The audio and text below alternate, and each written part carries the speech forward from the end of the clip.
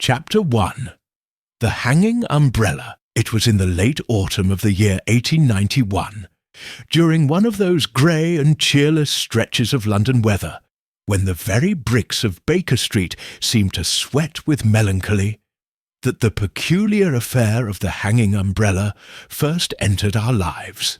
I had just returned from a week of rest in Bath, a period of convalescence recommended by Holmes himself after a persistent cold, and I found my friend in one of his languid moods, stretched out upon the settee with a Turkish cigarette balanced between his fingers and the Times folded precisely at the cricket results. "You have returned a day earlier than expected, Watson," he remarked without looking up. "How did you—" "The soles of your boots are wet, though it has not rained in London since yesterday noon, ergo a coach or train journey. Your overcoat smells faintly of sulphur and liniment, which I know to be popular in the waters of Bath. Furthermore, your moustache is unevenly trimmed, suggesting a barber not your usual, likely a hotel man. Clearly, you returned this morning," I chuckled despite myself. "And you have been idle, I take it." "Not at all," he replied, tossing aside the paper. "A most peculiar little enigma arrived earlier, one which, while trifling in appearance, contains elements of genuine interest. Come, Watson. A mind such as yours, not dulled by mineral baths, may yet spot the discrepancy that has eluded Scotland Yard." He stood and crossed to his writing desk, from which he extracted a single sheet of pale blue notepaper. With it was enclosed a small square photograph. Holmes handed them both to me and waited. The note read, "Dear Mr. Holmes, forgive the abruptness of this appeal, but something most distressing has occurred at my sister's residence, Elmshade House, on the edge of Kensington Gardens. A man was discovered dead this morning, hanged, it seems, by his own umbrella. There are no signs of intrusion, no known enemies, and no logical explanation for his death. The umbrella cord was looped over a ceiling hook, usually used for lanterns during storms. The man was found dangling inches from the floor, his boots dry, his expression oddly serene.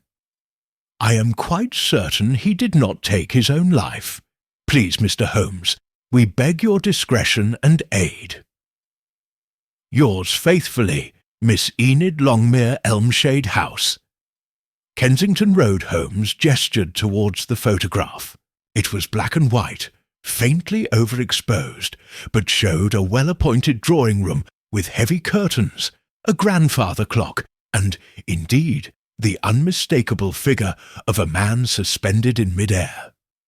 His chin was raised unnaturally, his neck at an awkward angle. But what struck me most was the incongruity of the object from which he hung. A black umbrella, its curved handle hooked through an iron loop affixed to a ceiling beam. I read the note again, feeling the chill of mystery spread across my spine. "It looks absurd," I said, "almost like some dreadful pantomime." "Precisely," said Holmes, "which is why it is so utterly fascinating. Consider, Watson, an umbrella is not a device made for strangulation. The man in question, a Mr. Horace Longmere, was a retired solicitor of quiet disposition, no debts, no known vices, and yet here we find him hanged by a commonplace object usually reserved for inclement weather. Could it be a suicide made to appear grotesque?" I asked. Holmes shook his head slowly. "You saw the letter. No signs of intrusion. Yet someone had to loop that cord, prepare the hook, and do so without causing alarm. The only access to the drawing-room is a single door and 2 windows, both latched from within." I leaned back, puzzled. "Then we are faced with an impossible crime. Exactly. Holmes's eyes lit up. An apparently motiveless death in a sealed room. An umbrella used as an instrument of murder, or so one must assume. And a serene corpse. That, Watson, is the true beginning of our puzzle.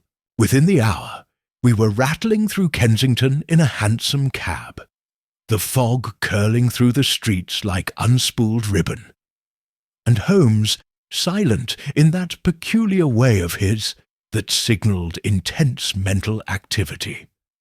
The occasional flash of his eyes betrayed some nascent theory, but he volunteered nothing. Elmshade House, as it turned out, was a modest yet elegant red-brick dwelling behind an iron gate. Ivy curled along its garden walls, and a weeping willow stood sentinel near the side veranda. We were greeted by Miss Enid Longmere herself, a woman of perhaps 30 years, with prematurely silvered hair and a manner that was grave without hysteria. "Mr. Holmes, Dr. Watson, thank you for coming so promptly," she said, ushering us into a dim but richly furnished parlour. "My brother was found this morning by the housemaid. He was hanging there." She pointed to the doorway opposite.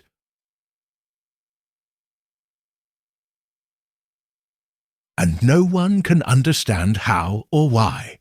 Holmes inclined his head. "You did not move the body?" "No.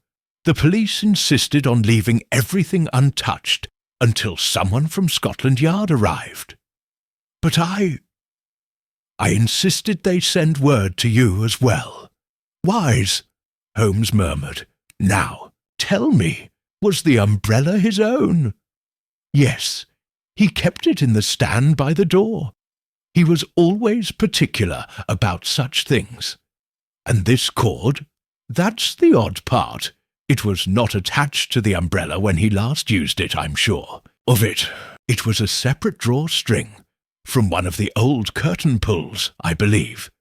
The umbrella handle had been looped with it, and then slung through the iron ceiling hook." Holmes stepped forward. "May I see the room?" Miss Longmere nodded. "Of course, though I confess I dread setting foot in it again." We passed into the drawing-room.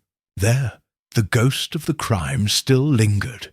Faint indentations in the rug where the constables had worked, a rope mark on the hook above, and the faintest scent of tobacco and furniture polish. The umbrella itself lay on a side table now, closed and resting innocuously beside a copy of the Pall Mall Gazette.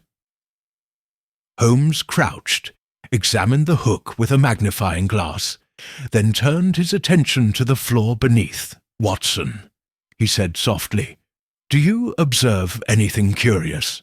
I scanned the room, but could not respond with certainty. He smiled faintly. "Exactly.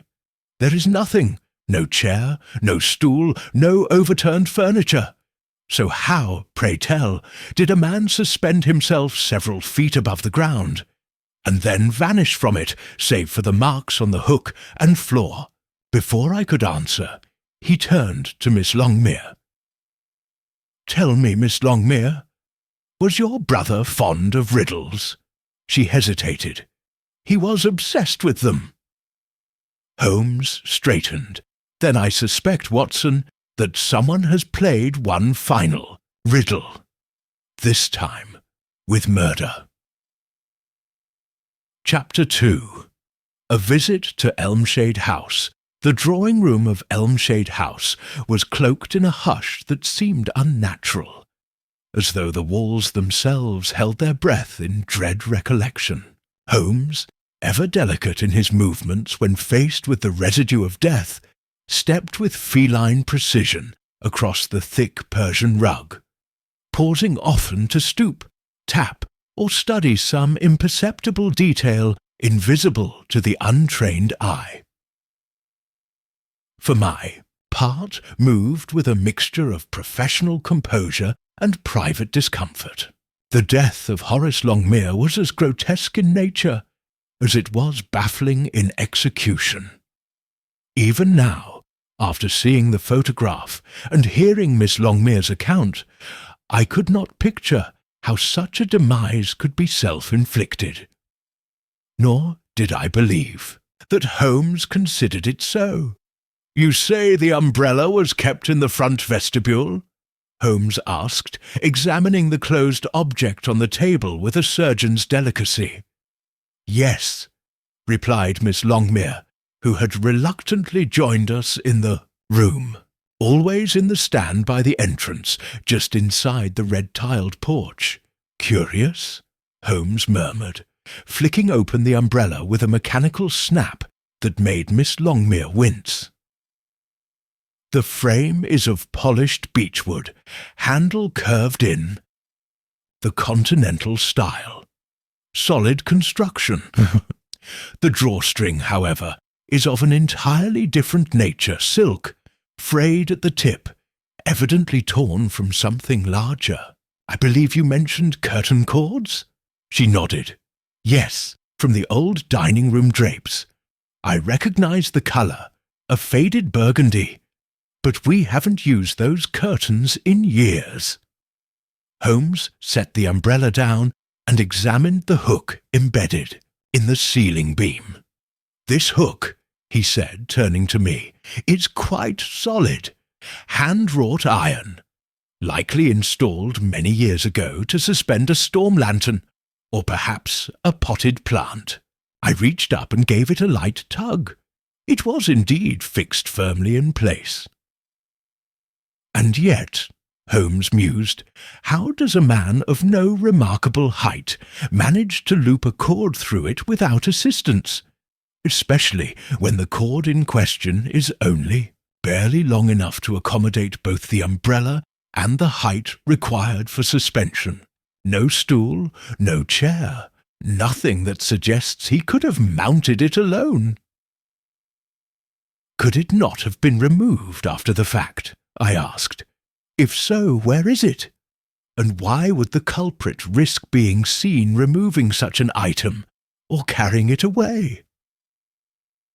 Miss Longmere, her voice low, interjected, "My brother dined alone last night. I brought him his tea around 9. He was reading in this very room. When I retired for the night shortly before 10, I saw light still coming from beneath the door. The maid found him this morning at 7. "And no one heard a sound?" Holmes inquired. "None. I sleep upstairs, 2 rooms away. The housekeeper sleeps by the kitchen. There are only the 3 of us." Holmes's expression darkened in thought. He paced slowly, crossing to the hearth, where he paused before the fireplace and examined a small tray containing spent matches and the stub of a candle. "May I inspect your brother's study?" he asked.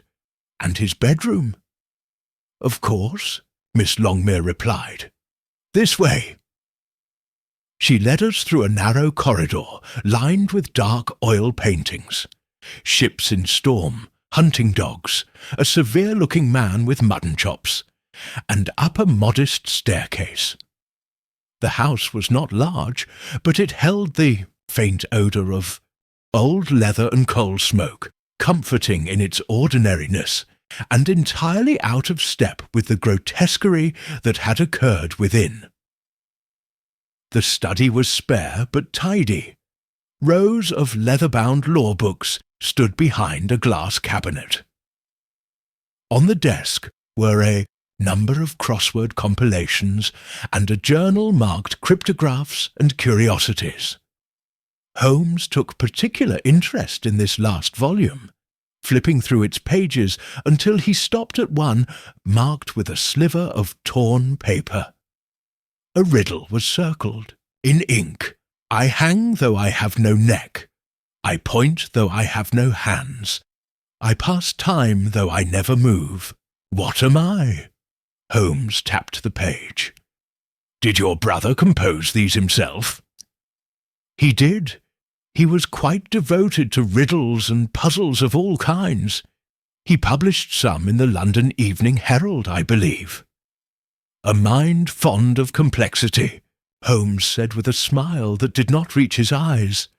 "And yet he met his end in so strange and final a manner. Was there any recent change in his behaviour?" Miss Longmere looked uncomfortable. He had been anxious these past few weeks. He said he'd seen someone watching the house. A man in a green overcoat, he claimed, always vanishing when approached. I dismissed it as nerves. My brother had a tendency to dramatize the smallest occurrences. Holmes's eyes flickered. "Did he mention this figure's face?" "No, only the coat and a peculiar umbrella. Striped," he said, "black and ivory. Rather flamboyant. We followed her to the bedroom. Immaculate, spare, everything, placed with the precision of a man accustomed to order." Holmes made a cursory inspection, then lingered at the window. "Curtains drawn last night?" he asked. "They always are," he pointed. "Do you see that?" Below, on the outer sill, was a faint smear. "Something brownish-black against the white paint, boot polish," Holmes said softly. "And there, scrape marks on the outer ledge. Someone may have stood here, perhaps even climbed." "From the garden?" I asked. "It is possible. The trellis offers a tempting, if narrow, path to the second story. I shall inspect it from outside." Miss Longmere looked stricken.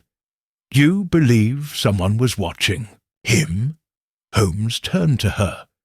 "Miss Longmere, I believe someone was doing far more than watching." He left the room abruptly, descending the stairs with quick steps. I followed him out through the back door and into the garden. The trellis, though aged, seemed strong enough to support a man of moderate build. Holmes studied it, then moved to the rose beds beneath the study window. "There," he murmured. "A partial footprint, left sole. No heel tread, likely a foreign make." I crouched beside him. "So the house was breached?" "Yes, but not by force. This visitor knew where to climb, what windows to test, and how to avoid detection. It was a calculated intrusion. But what they sought, information or something more tangible that remains to be seen." As we re-entered the house, Holmes paused beneath the iron hook once more. He looked up, then back to me. A man obsessed with riddles meets his end in one. The door was locked, the windows latched, the method impossible. And yet someone entered. "This house last night, Watson?" He tapped the closed umbrella. "And I very much doubt it was raining." Chapter 3. The Scene of Deception. The following morning broke with a weak sun struggling to penetrate the persistent London haze. Holmes and I had returned to Baker Street late the previous evening, and I found him already at his desk when I descended for breakfast. His pipe lay abandoned beside a dish of untouched eggs, and before him was a carefully sketched diagram of Elmshade House and its surroundings. He had remained up all night. "There is something about the geometry of that room, Watson," he said without looking up. "Something that nags at me like an ill-fitted glove." "The drawing room?" I asked, pouring myself coffee. "Precisely. It pretends at normalcy, but contains too much deliberate order. Too much false order, I should say. Someone took pains to arrange a tableau that would seem natural, even tragic, and yet the details whisper their protest to the attentive ear." He stood abruptly and walked to the window. The rug was undisturbed. No chair or stool was in reach of the ceiling hook, and yet a man was found hanged, suspended from that very spot by a cord attached to his own umbrella, a mechanism wholly unsuited to the task. Could he have climbed the mantelpiece? I offered. Holmes shook his head. Too low, and the distance too great. Moreover, there were no scuff marks on the wainscoting or soot on the carpet beneath. A knock at the door interrupted our conversation. Mrs. Hudson entered with a telegram, which Holmes read quickly and passed to me. From Misplaced G. Lestrade, Scotland Yard. Inquest delayed. Police baffled. No sign of break-in. Cord matches curtain set from Longmere dining room. Await your findings. Yard remains sceptical of foul play. Lestrade. Holmes smiled. So the game begins properly. Scotland Yard is already growing defensive. By mid-morning, we were once again on our way to Elmshade House. The streets passed in a blur as Holmes remained hunched and silent beside me in the hansom, his fingers steepled, his brow creased in contemplation. I knew better than to disturb his thoughts. We arrived to find Miss Longmere in a more composed state than before. She greeted us with a measured nod and led us once again to the drawing-room, which, to my astonishment, had remained untouched, save for the removal of the body. Even the umbrella and cord remained on the side table, awaiting further investigation. I insisted nothing be disturbed, she said.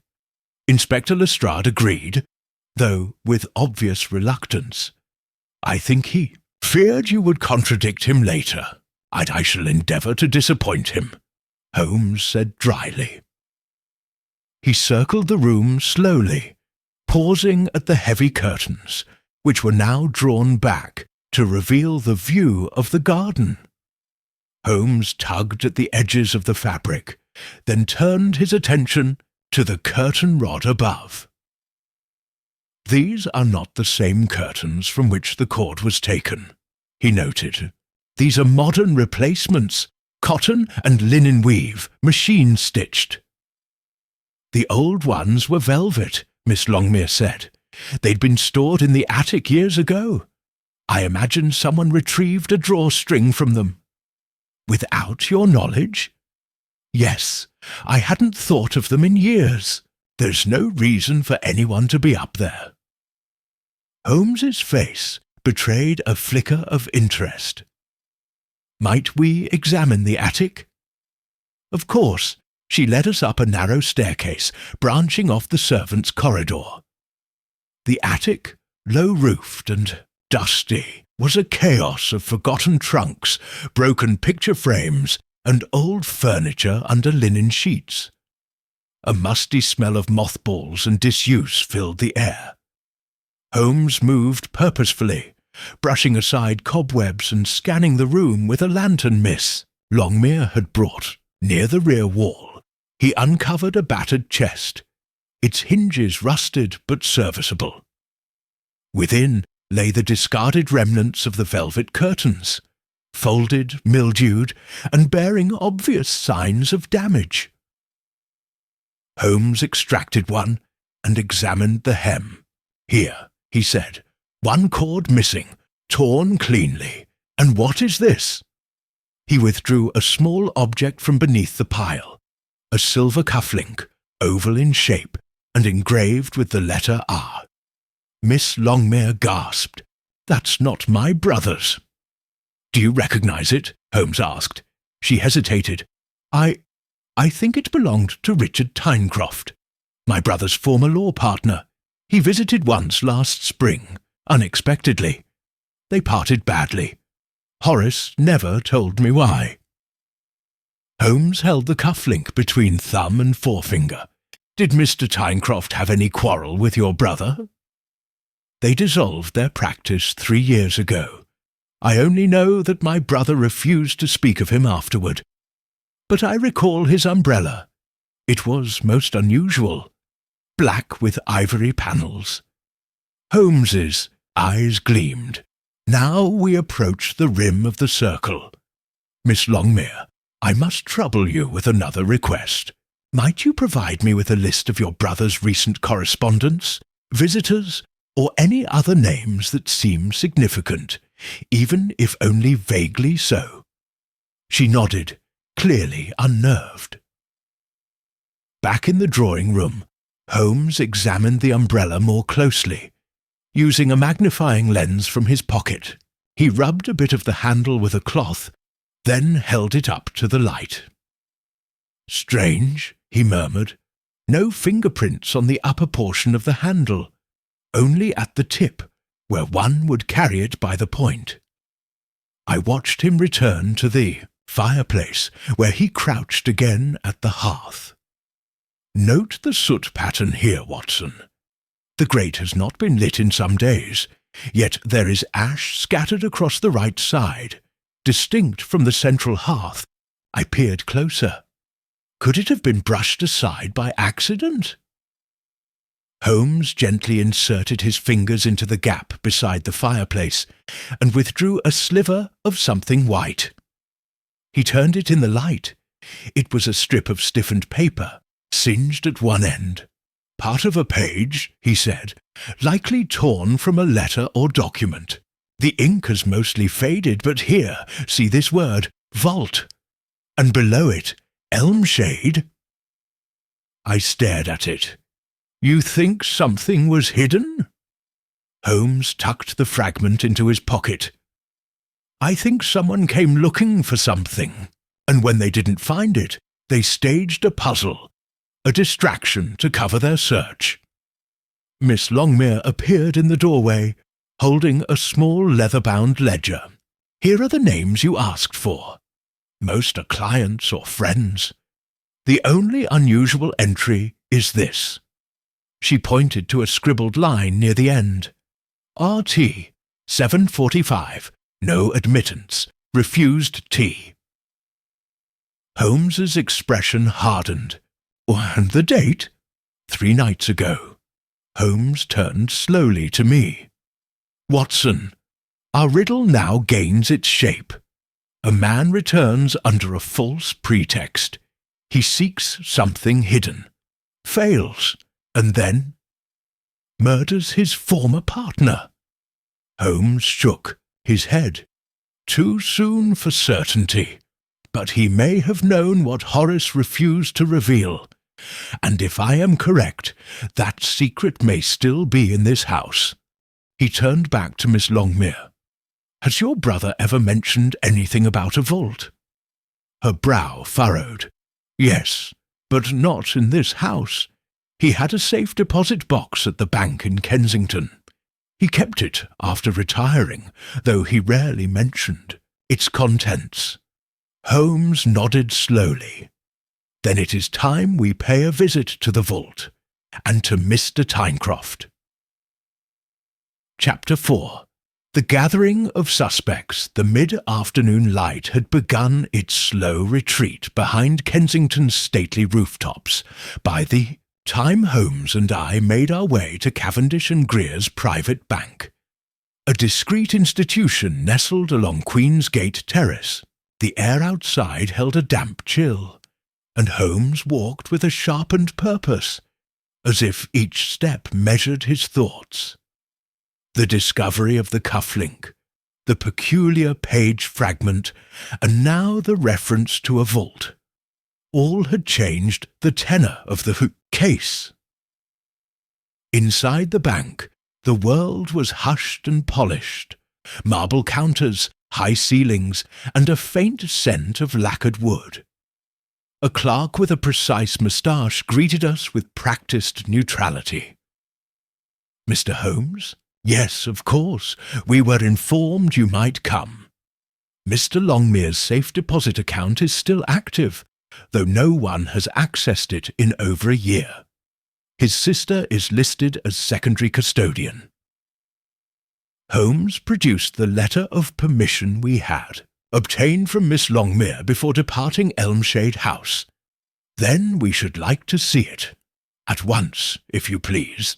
Within moments we were escorted into a narrow underground vault, where row upon row of metal drawers stretched into the dim-lit depths. The clerk unlocked box 47B and left us alone. Holmes retrieved the small steel case within and placed it upon the central table. He opened it with deliberate slowness. Inside lay a single manila envelope, a brown leather-bound notebook, and a folded newspaper clipping. Holmes examined the envelope first. It contained a letter, written in Horace Longmere's distinctive upright hand, to be opened only in the event of my death. Should that death appear sudden, unnatural, or unexplained, I request that this letter be delivered to Miss Enid Longmere and Mr. Sherlock Holmes, of Baker Street. The contents herein pertain to threats made against me in early October by a former associate, Mr. Richard Tyncroft. Tyncroft believes I possess a document, a deed of transfer related to the Grensham estate affair of 1878. I do not. I destroyed it, but he suspects otherwise. If anything should happen to me, know that the cause lies there. Holmes handed it to me, his face expressionless, though his fingers had tightened slightly. The Grensham estate, I murmured, searching my memory. Wasn't there a scandal involving forged property claims? Precisely, Holmes said. A minor legal dispute in the late 70s. Bribery, coercion, even blackmail were suspected. But the evidence vanished before any charges could be laid. If Longmere was once connected to that affair, and Tyncroft believed the deed still existed, then motive becomes clear, I finished. The notebook revealed little more than mundane musings, lists of books, riddles, addresses, but the clipping was more telling. Dated 2 months prior, it was from the Evening Herald, and bore the headline, "Scandal Resurfaces, Grensham Papers Rumoured to Still Exist." Holmes nodded grimly. Tyncroft believed Horace had the document. That much is obvious. What is less clear is how far he was willing to go to retrieve it, and whether he acted alone. As we departed the bank, Holmes paused on the steps and looked up at the grey sky. "There is one more thread we must pull before this day ends, Watson. It is time we speak with Mr. Tyncroft." Richard Tyncroft received us that evening at his chambers in Lincoln's Inn. He was a narrow man, all angular limbs and hawkish features, with a voice that cut through the air like a scalpel. His chambers were lined with leather volumes, mostly legal, and smelled faintly of sandalwood and tobacco. "Mr. Holmes," he said coolly, "this is an unexpected pleasure. And Dr. Watson, I presume." Holmes offered a slight bow. "We won't keep you long, Mr. Tyncroft. We are investigating the recent death of Horace Longmere." A flicker passed over Tyncroft's face, something between disdain and satisfaction. "Unfortunate business," he said, "but the man was growing peculiar. I'm told he died by his own hand." "Are you?" Holmes said mildly. "And yet, the last entry in his journal lists a late-night visit from you, Mr. Tyncroft, just 3 nights before his death. Odd, don't you think?" Tyncroft stiffened. "We had business. I wished to retrieve a legal draft that was once in his possession. He refused. And what draft would that be?" Holmes asked. Tyncroft hesitated. "A deed, of sentimental value only. A family relic, if you will."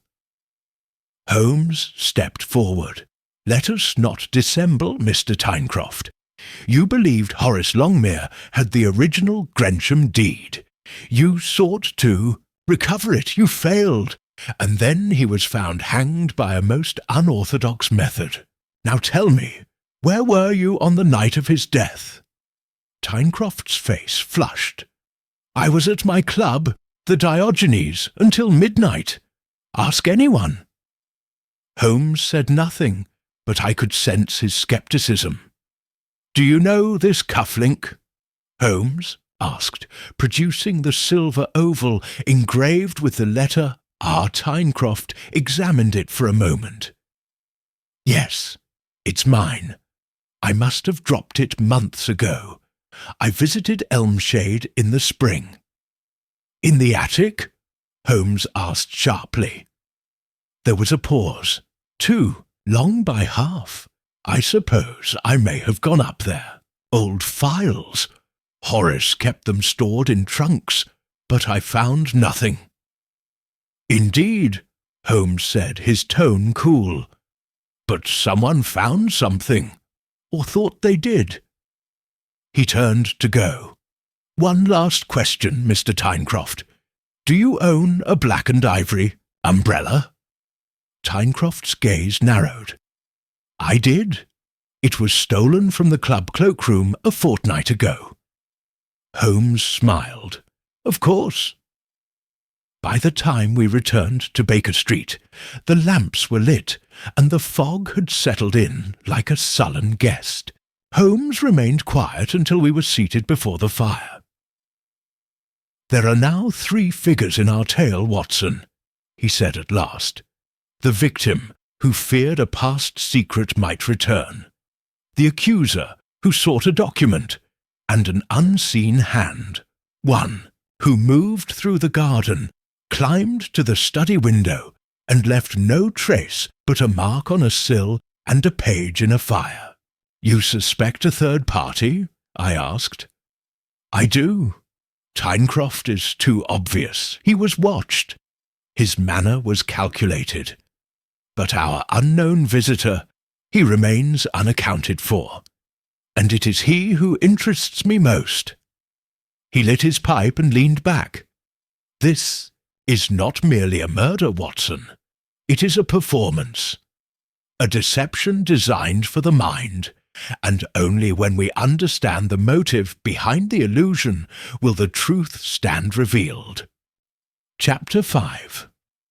The red herring it was shortly before noon the following day, when Inspector Lestrade arrived at Baker Street, looking unusually flushed and triumphant.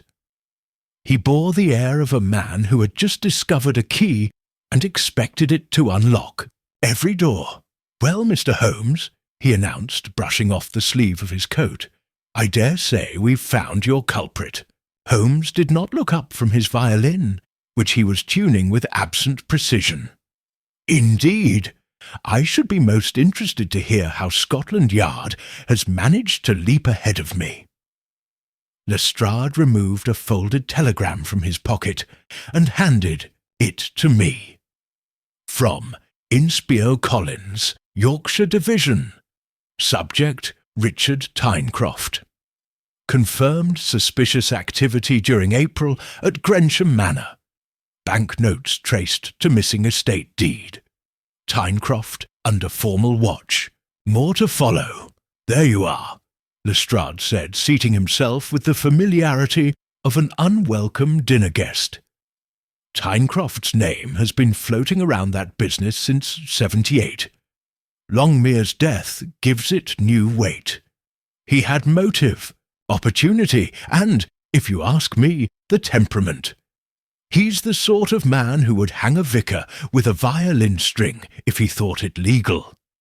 Holmes smiled thinly and set his violin down. "And yet you do not charge him." "Lack of hard evidence," Lestrade admitted, "but it's enough for a close watch.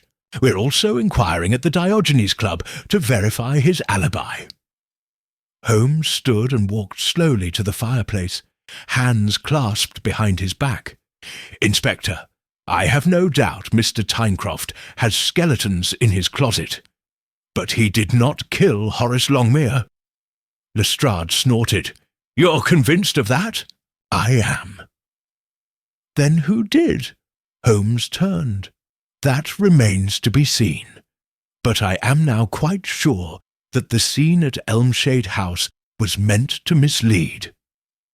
I, who had remained silent throughout, leaned forward. You mean intentionally staged? Holmes nodded. Consider, the cord used was not from a robe or an improvised noose, but a curtain pull, deliberately taken from an attic no one used. The umbrella, closed and awkward, was hoisted over a hook placed far too high for a man of Longmere's build. The floor showed no sign of assistance, and no furniture had been moved, no suicide, and no straightforward murder. But the motive? Lestrade interjected. Ah, Holmes said, eyes narrowing. That is where the case becomes artful. There was no struggle, no poison, no forced entry. The crime is theatrical, designed not just to obscure the truth, but to create a puzzle. And what do puzzles do, Inspector? Lestrade scowled. They waste time. They attract attention, Holmes corrected. They entertain. Someone wanted the death to be investigated, but investigated in a particular way. There was a moment of silence. You believe it was meant to implicate Tyncroft? I asked. Holmes smiled. A man with a loud quarrel, a suspicious history, and a missing umbrella. He makes the perfect red herring. Lestrade scratched his head. If not Tyncroft, then who? Holmes returned to his violin. That is the question we must now pursue. Later that afternoon, we made our way back to Elmshade House. The November air was sharp and brittle, the trees stripped bare like skeletons in mourning. Miss Longmere greeted us with visible fatigue, her eyes hollow from sleepless nights. I received a letter this morning, she said, guiding us into the parlour. It was posted 2 days ago. I thought you should see it. Holmes accepted the envelope and studied it before opening. The handwriting was unfamiliar, blocky, deliberate. The note inside was short. He should have destroyed it. Now it's too late. Let the ashes settle. Nothing else need happen. No signature, no return address. Just those 10 ominous words. Holmes handed it to me. Printed to avoid identification, he said. But it confirms our suspicions. Someone else knew about the Grensham document, and perhaps still believes it exists. I asked Miss Longmere, do you recognize the phrasing? No, but it is. Frightens me. Holmes turned back to the fire. Did your brother ever mention anyone else, apart from Tyncroft, connected to the Grensham matter? A solicitor, clerk, or intermediary? She thought for a moment. There was one man. He came once, years ago, when I still lived in Brighton. Horace called him a curious little beetle. That was his phrase. I believe his name was Marbury, Felix Marbury. Do you know where he lives? I haven't the faintest idea. Punput made a note in his pocketbook. We shall find him. At that moment the housekeeper, Mrs. Trent, appeared in the doorway with an apologetic look. Begging your pardon, miss, but there's a gentleman at the door asking after Mr. Holmes. Says it's urgent. Holmes raised an eyebrow. Did he give a name? Mr. Tristram Vale. Holmes and I exchanged a glance. The name meant nothing to either of us. Show him in, Holmes said quietly. Tristram Vale entered like a shadow, cutting through gaslight. He was tall, with grey temples and a thin, ascetic face that might have belonged to a minor clergyman or a mortician. His eyes flicked quickly around the room and then rested on Holmes with solemn intensity.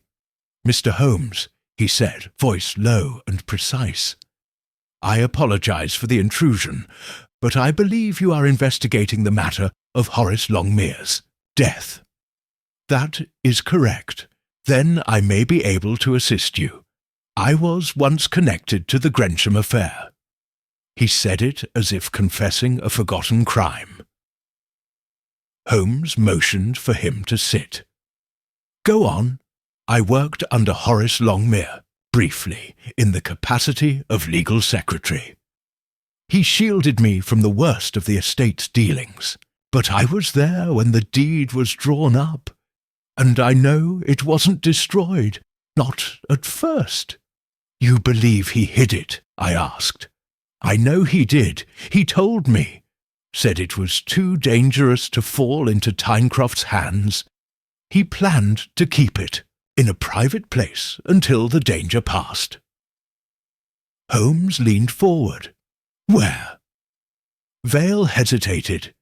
He never said, but he once mentioned an acrostic, a riddle that only he could solve. He said if he were ever found dead, that riddle would be the key. I glanced at Holmes. "The notebook, the riddle. I hang though I have no neck." Holmes rose to his feet in a flash. "Watson, the page!" I produced the singed scrap from my pocket.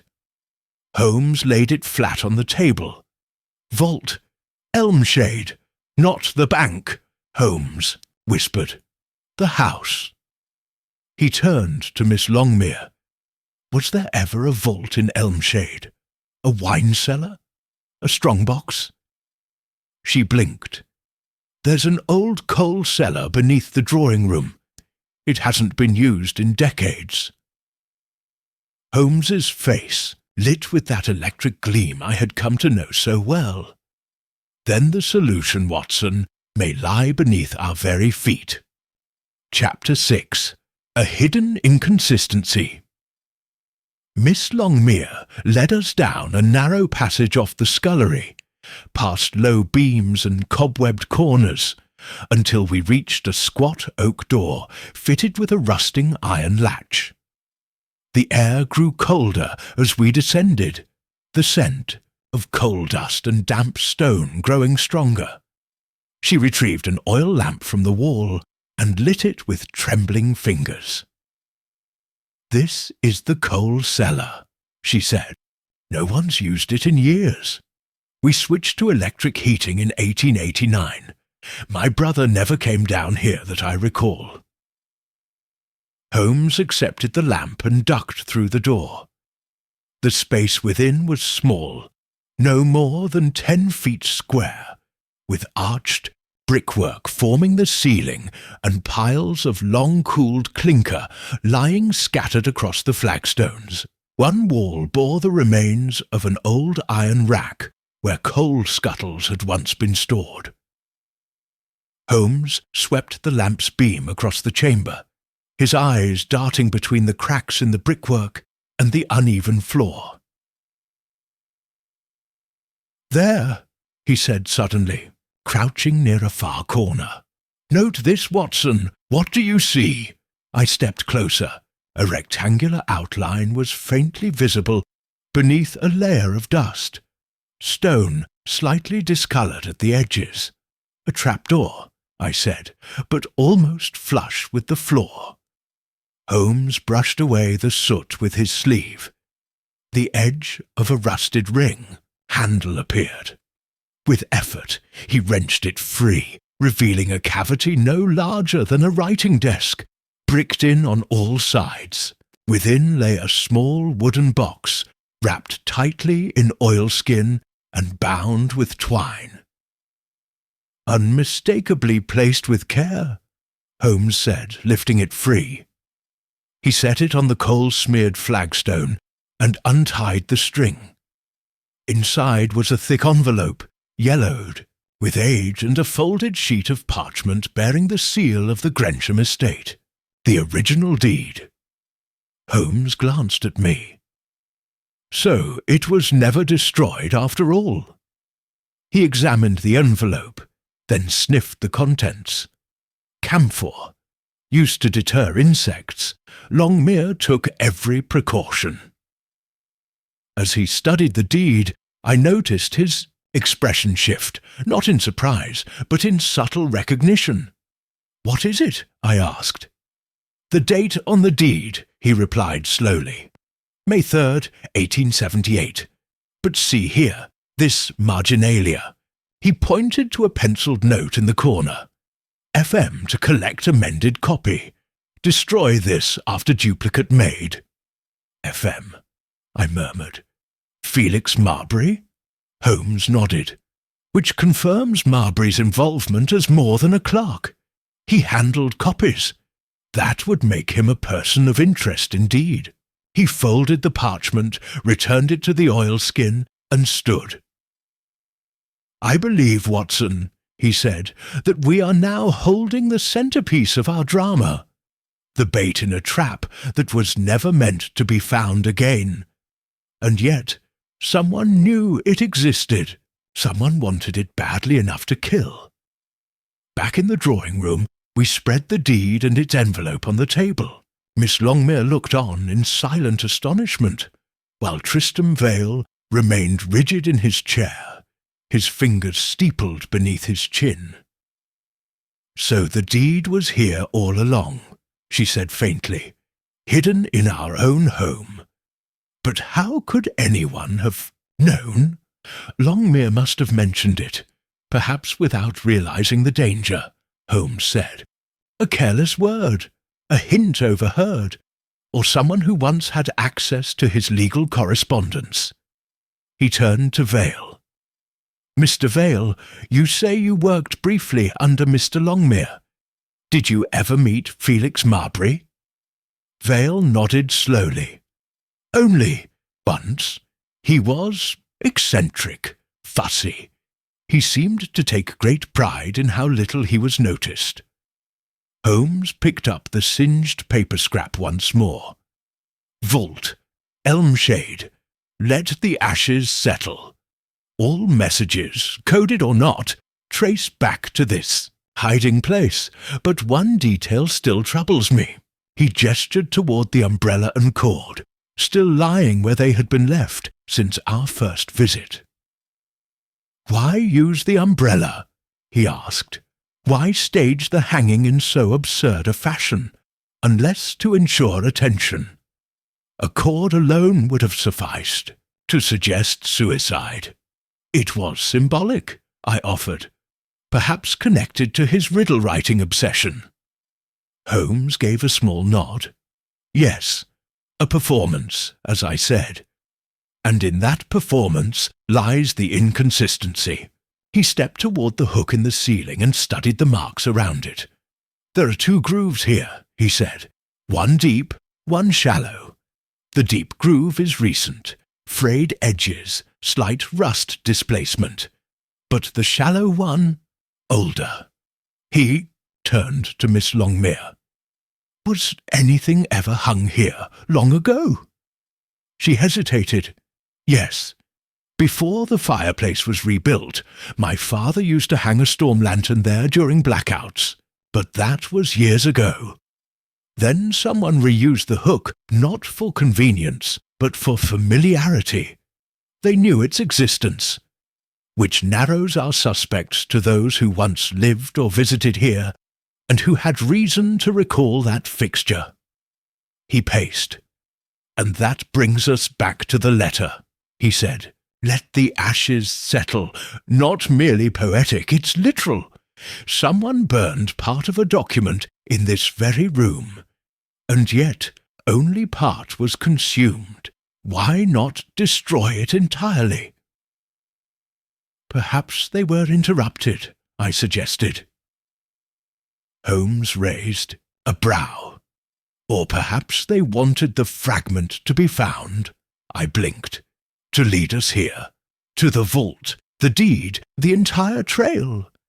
He gestured towards the document.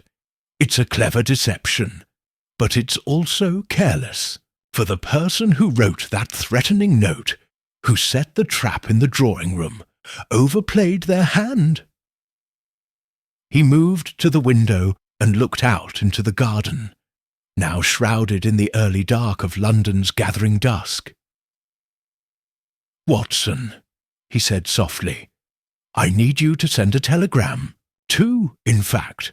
One to the Diogenes Club, to confirm Tyncroft's exact movements the night of Longmere's death, and one to a Mr. Felix Marbury. We must find him at once. Do you believe he's the murderer?" Holmes's face remained unreadable. "I believe he is the one loose thread, perhaps frayed, perhaps snipped. If he's alive, he knows more than he has said. If he's dead, then someone has gone to extraordinary lengths to silence the past." He turned suddenly, his eyes gleaming. "And, Watson, there is one more task. Tonight we return to Elmshade. I shall need your revolver." Chapter 7. The Crime Grows Stranger. The wind had risen by the time we returned to Elmshade House that evening. It blew in low, rattling gusts against the shutters and scattering leaves across the garden like scraps of forgotten letters.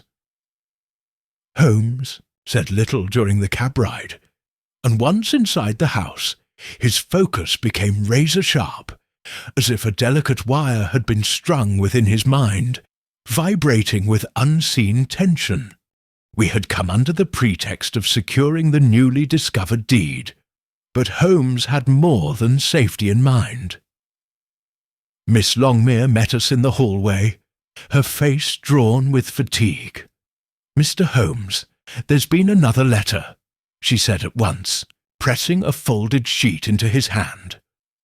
Holmes scanned it in silence. I read over his shoulder. "You were warned. The fire did not cleanse. If you continue, there will be no further caution. The umbrella was the beginning.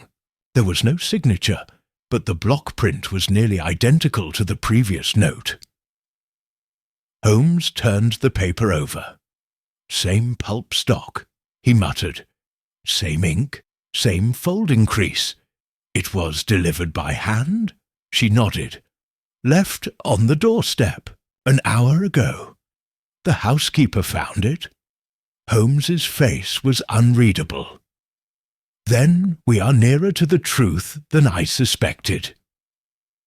We moved again to the drawing room. It had become familiar now. The umbrella on the table, the hook above, the lingering scent of coal smoke and winter air. But tonight, a tension hung heavier than ever before. "I would ask," Holmes said softly to Miss Longmere, "that no one else enter this room until I give the word. Watson and I will remain here through the night. You expect someone to return?" "I do." She hesitated, then inclined her head. "Very well. I shall remain upstairs." Once she had gone, Holmes bolted the doors and dimmed the lamps until the fire cast only a dull glow against the rug. He drew the curtains, tight, save for a narrow sliver in the left panel that permitted a view of the garden. Then from his coat pocket he produced a thin strand of wire and a small tin of soot, which he applied delicately to the edges of the window latch. "A test," he said, catching my look. "Should anyone tamper with the window, the soot will leave a telltale mark." "Do you believe the killer will return?" I asked. "I believe someone is watching still, waiting." The second note was not a bluff. It was a statement.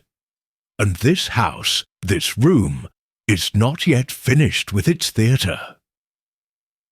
He settled into the armchair opposite the fire, his silhouette bathed in flickering shadow.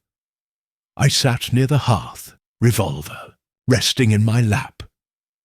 The house creaked above us, and the fire hissed softly as its embers shifted. Hours passed. At just past 2 o'clock, Holmes stirred. "Listen," he whispered. I held my breath. From beyond the shuttered windows came the softest of sounds, a single crunch of gravel. Holmes moved soundlessly to the window slit. I followed, every muscle tight. Outside, the garden lay still, but then a figure emerged from the hedge. Clad in dark clothing, he moved swiftly, stooping low. He wore no hat, and though his features were obscured by distance and night, there was something deliberate, almost professional, in his movements. He paused beneath the study window. Holmes did not speak, but signalled for silence. The figure reached into his coat and produced something long and narrow. "The umbrella!" I breathed. Holmes nodded once. The man raised it, not as one might use it to shield from rain, but like a measuring rod. He touched its handle to the wall, as if aligning it with the iron hook inside the room. Then, with astonishing agility, he gripped the trellis beside the window and began to climb. Holmes moved at once. We slipped through the service corridor, down through the garden door, and stepped into the cold night just as the intruder reached the upper ledge. Holmes struck first. "Good evening," he said quietly. The man froze. In that moment of tension, I caught a glimpse of his face in the moonlight, thin, hawk-nosed, and strangely familiar. He dropped from the ledge and bolted. Holmes gave chase, and I followed, our footsteps pounding across the frosted grass. The man vaulted the iron gate at the rear and disappeared into the alley beyond. Holmes did not pursue. He stopped at the gate, breathing hard. "He'll vanish in the fog," he muttered. "But he'll return. He's not finished." "Did you recognize him?" I asked. Holmes nodded slowly. "Felix Marbury." We returned to the house, shaken but unharmed. Miss Longmere had descended to the hallway, clutching a shawl. Holmes assured her there was no danger, though I saw the warning in his eyes. He did not sleep that night. Nor did I. The next morning brought 2 developments.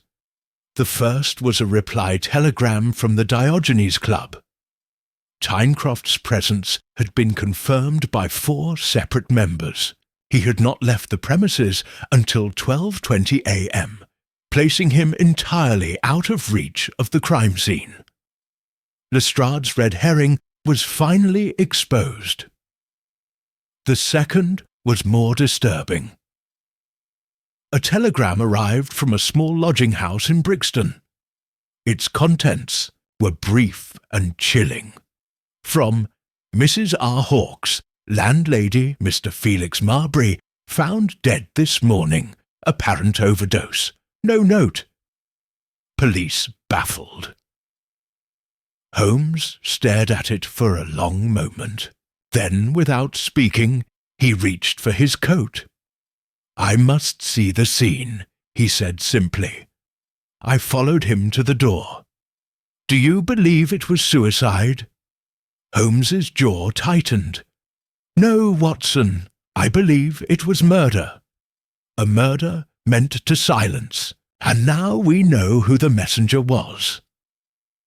We descended into the fog once more, the threads tightening, the stage darkening. The umbrella had hung, the ashes had settled, but the killer was not yet finished. Chapter 8. Holmes tests a theory.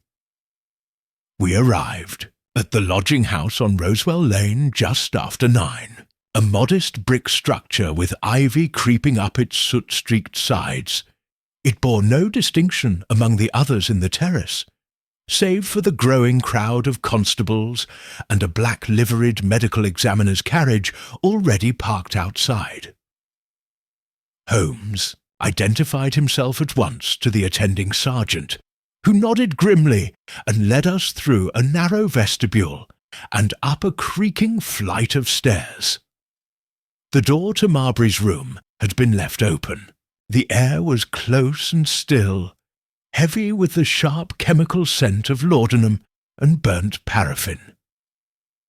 Felix Marbury lay motionless on a low iron-framed bed, fully clothed save for his shoes, with an empty vial in his hand and his eyes half-lidded in death.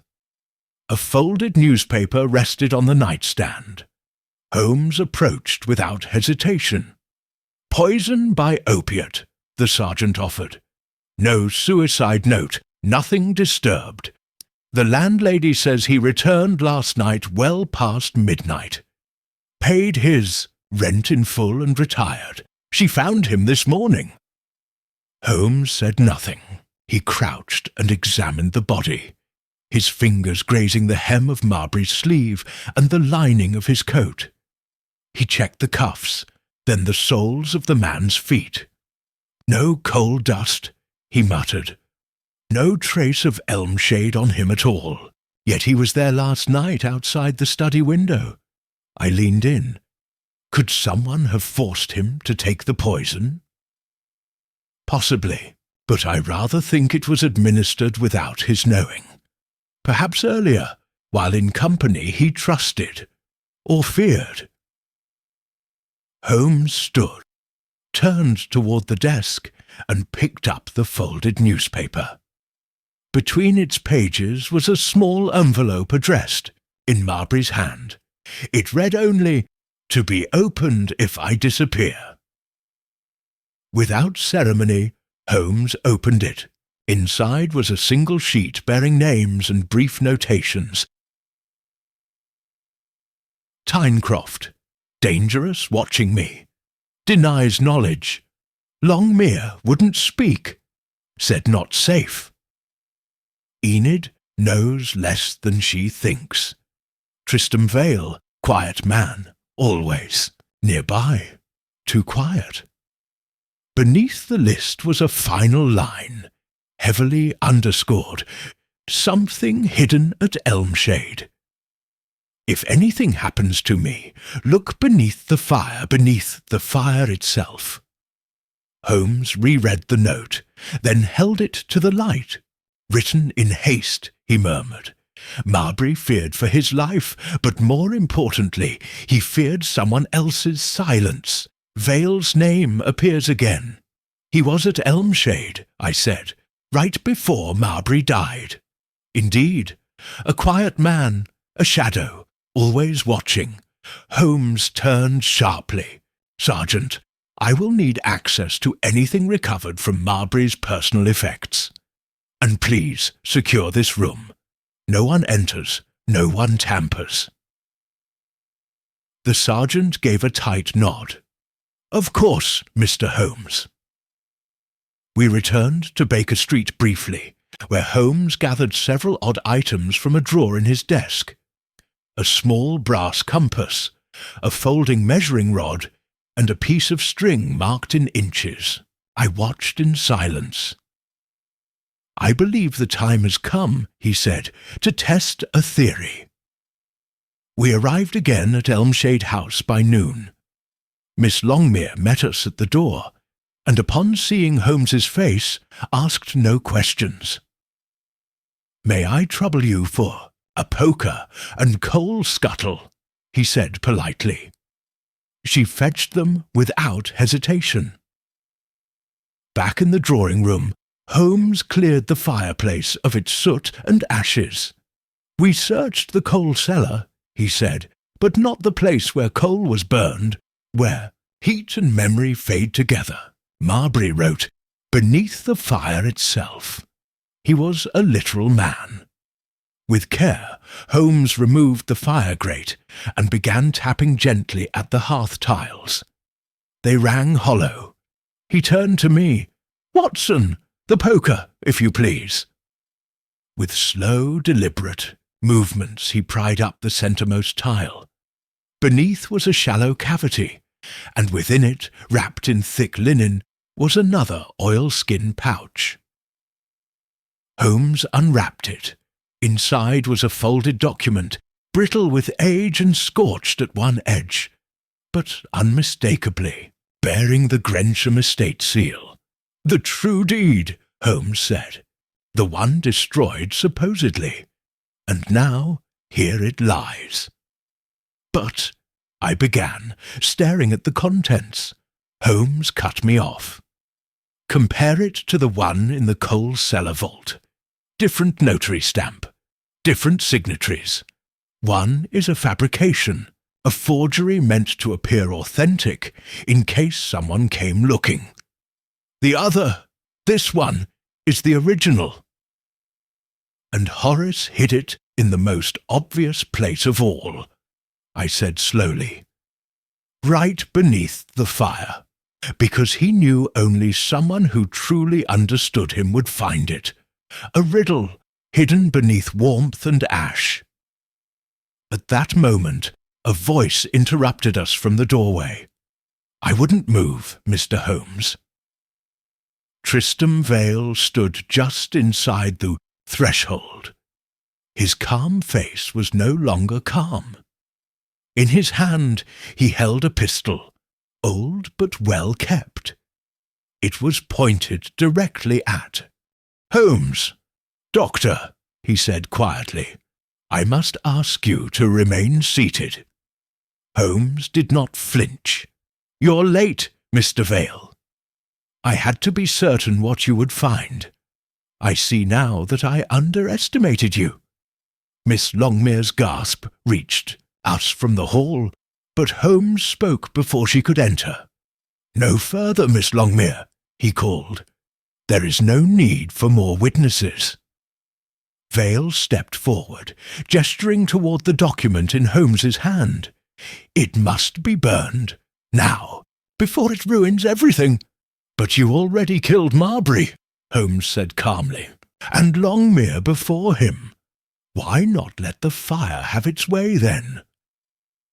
Vale's expression flickered. "Because I still thought I could find the true copy before you did.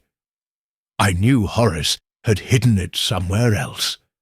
The vault was a decoy. But the fireplace, I never thought—" "And the hanging?" I asked. "The umbrella?" "A puzzle," Vale said with a tight smile. "Horace would have appreciated the irony. I made it as absurd as he might have, so people would chase shadows. Tyncroft was a bonus." Holmes took a deliberate step forward, the paper still in his hand. "You would shoot me for a page of parchment?" "No," said Vale. "I'd shoot you because you leave me no choice." But before he could act, a sharp voice from behind him rang out. "Drop it!"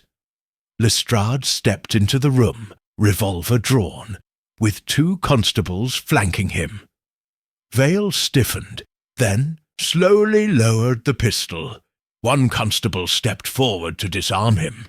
"Bit late, I know," Lestrade said, not without satisfaction. "But your telegram arrived just in time, Holmes. We watched the house." Holmes nodded. "Just as I hoped. The spider returns to the web once he sees it disturbed." Tristram Vale said nothing as he was led away. His silence was no longer quiet. Was broken. Holmes turned to me with the faintest of smiles. "Well, Watson, I believe our test is complete, and the theory proved." Chapter 9. A second attempt, despite Tristram Vale's arrest and the recovery of the authentic Grensham deed. Holmes did not appear satisfied. That night, as we sat once more in our quarters at Baker Street, I observed him pacing from hearth to window, pipe clenched between his teeth, his mind clearly in turmoil. "The case is not yet closed, Watson," he muttered, stopping only to refill the bowl of his pipe. "Vale is clever, yes, calculating, even theatrical in his deceit. But the deeper questions remain unanswered." I looked up from my notes. "You doubt his guilt?" "Not at all. Vale murdered Longmere. I am convinced of it. But we have overlooked something vital. He acted too late." "Too late?" I repeated. "Precisely. Vale only returned to the house after the deed had already been disturbed. He knew we were closing in, but if he believed the copy in the coal cellar was genuine, as his actions suggest, then he had no knowledge of the true deed beneath the fireplace." I frowned. "But he was Longmere's shadow, as you said. He knew the house, knew his habits." "Exactly," Holmes interrupted, his eyes alight. "Which means there must be another. Someone who knew of the fireplace cavity before even Vale. Someone who visited that room, perhaps even helped stage the umbrella hanging, and then vanished from notice." A knock at the door interrupted us. It was Lestrade, his hat in his hands and a troubled look on his face. "I'm not here for congratulations," he began without preamble. "We've a problem." Holmes gestured for him to sit. Lestrade did not. Vale's attempted suicide. Slit his wrist with a cuff-pin during transit. Nearly bled out. Doctors think he'll live, but it's close. Holmes showed no surprise. The act of a man whose control has slipped beyond recovery. Or, Lestrade added, a man afraid of what might come next. "What do you mean?" I asked. The inspector hesitated, then pulled a folded telegram from his coat. "This arrived half an hour ago. It's from the desk sergeant at the Kensington precinct. Urgent. Second break-in reported at Elmshade House. Miss Longmere unharmed. Intruder fled. No property taken. Rear entry forced. Officer en route." Holmes stood so quickly his chair toppled behind him. "Another attempt," I said. "But for what?" Holmes turned to me, his face grim. "To retrieve the real deed, or to destroy it, now that its existence has been confirmed. Vale may have acted alone, but his motive served someone else's interest as well. Someone more cautious, more strategic. We departed at once." Elmshade House stood stark in the moonlight, its iron gate hanging ajar, one hinge twisted as though by brute force. Inside, Miss Longmere stood pale and trembling in the front parlour, wrapped in a heavy shawl and clutching a small pistol. "I locked all the doors after your last visit," she said, "but I was woken by a noise in the garden. A figure, I couldn't see their face, forced the rear entrance and moved directly toward the drawing room. I called out, and they fled. I heard the latch rattle, then silence." Holmes immediately examined the rear door. The wood was split cleanly, where a thin pry tool had been wedged between the jamb and lock plate. "No great skill," he murmured. "A desperate entry, but the route direct. Whoever it was knew exactly where to go. No search, no delay." He turned to Miss Longmere. "Have you spoken to anyone about the fireplace? The deed?" "No one outside of you, Dr. Watson, and Inspector Lestrade." Holmes nodded once and turned to me. "Watson, the document. We must verify its safety." We entered the drawing room together, and Holmes strode to the fireplace. He removed the grate and carefully lifted the hearthstone once more. The oilskin package was still there, undisturbed. Holmes sighed, but the tension did not leave his face. "No fingerprints," he muttered. "No footprint in the ash. But there, look." He pointed to the window sill. Faint, almost invisible in the moonlight, was a smudge on the outer frame. A streak of soot. "He tried the window first," I said, "then went to the rear when he found it latched." Holmes nodded.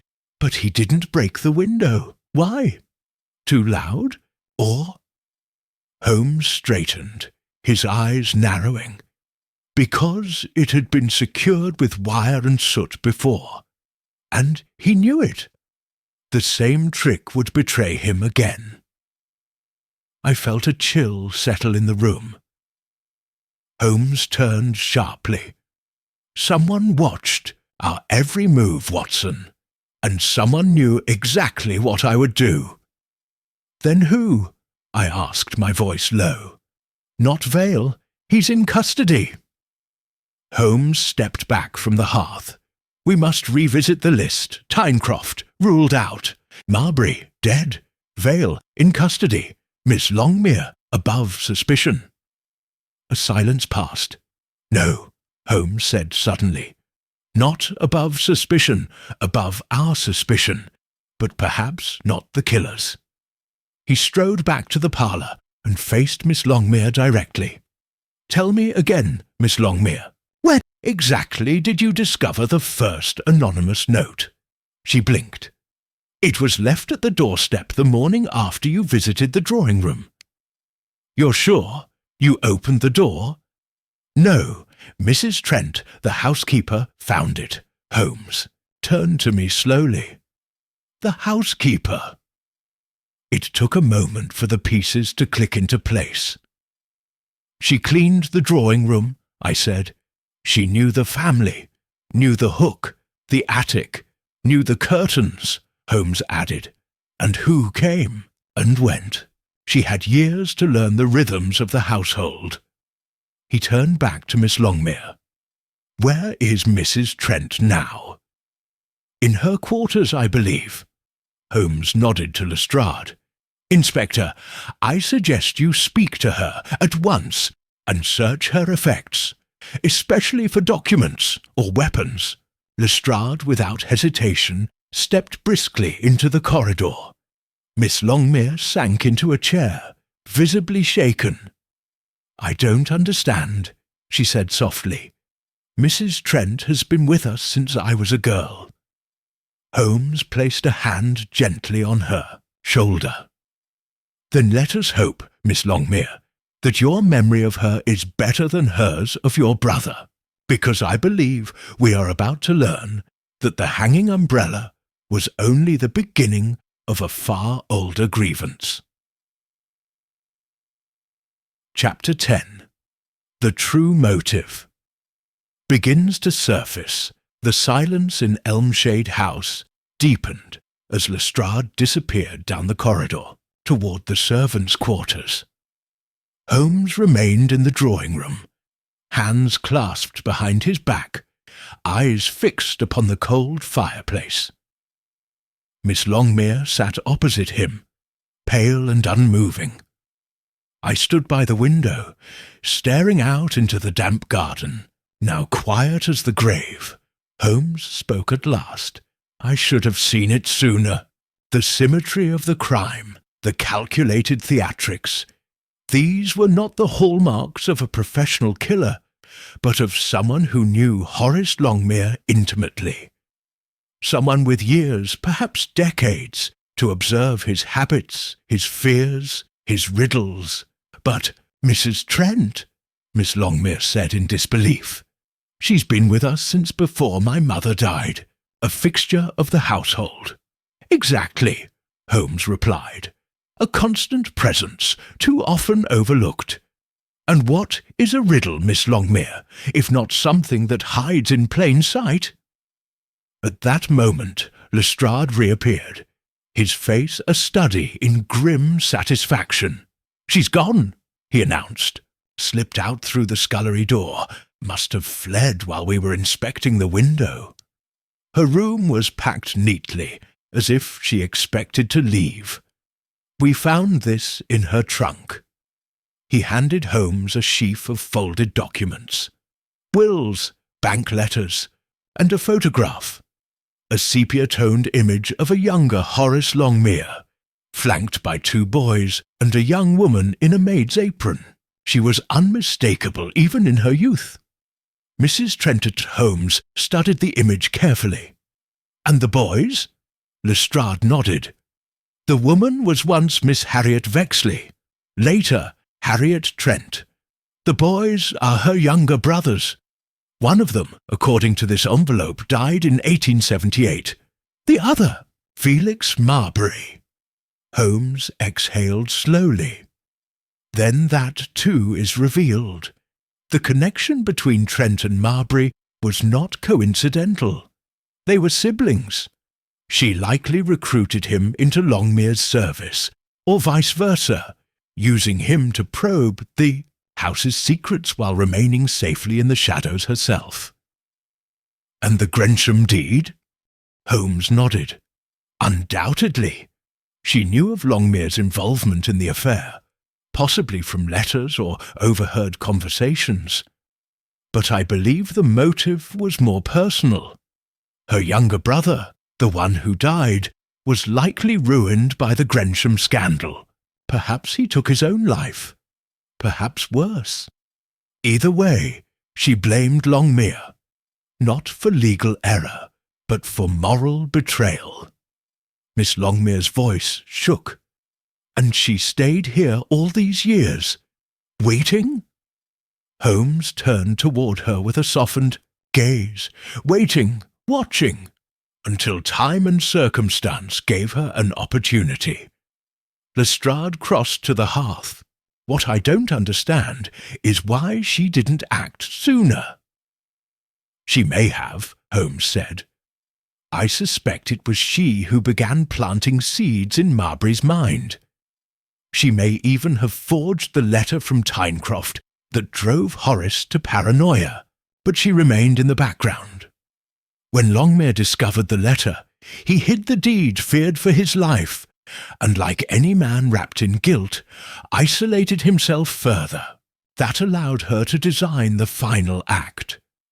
"The hanging," I said. "The umbrella." Holmes nodded. "A murder disguised as a riddle. A farewell to a man who lived by puzzles and died by one." We heard heavy footsteps approaching, and, a moment later, a constable appeared, hat in hand. "Sir," he said to Lestrade, "we've got a lead. A woman matching Mrs. Trent's description was seen boarding a train at Earl's Court 20 minutes ago. Destination unclear. Ticket clerk says she paid in cash and gave no name." Holmes stepped forward. "She won't leave London. She has no resources, no safe haven. Her plan has failed, and she knows it." He turned to Lestrade. "Post a watch on any property formerly connected to the Grensham estate, and check with the former solicitor's office. If she's trying to destroy records or cover her trail, she may strike there." Lestrade tipped his hat. "We'll have her within the day." That evening, back at Baker Street, Holmes once again refused dinner. He sat cross-legged in his armchair, fingers steepled, pipe cold. "I fear we have not yet grasped the full picture, Watson," he said. "But we've identified the killer," I replied. "And the motive. What more remains?" Holmes stood and crossed to the window. "Revenge, yes. But the mechanics, Watson, the mechanics. We know Mrs. Trent staged the crime, but how did she manage it alone? A man was hung from a ceiling, hook, with no sign of assistance. The puzzle still defies explanation." He tapped the window pane lightly. I measured the height of that hook, nearly 8 feet from the floor. The cord was exact in length, the umbrella stiff, awkward. Yet there was no chair, no stool, no sign of leverage. He turned back toward me. What if he was dead before he hung? I frowned. Strangled elsewhere? Or drugged, Holmes said. Laudanum in his tea, perhaps. A quiet death, the hanging merely theatrical. She had hours in which to stage it. He was last seen alive at 9. Not found until morning. Then the hook was chosen not out. Of convenience, I said, following his thought. But memory. She knew it from childhood, knew no one else would remember. Holmes smiled faintly. Just so. And the umbrella. What better symbol to mock his fastidiousness? He prized it above all things, we were told. To die by one's own possessions. How poetic! He paused. There is one final riddle left to solve, Watson. I raised my brow.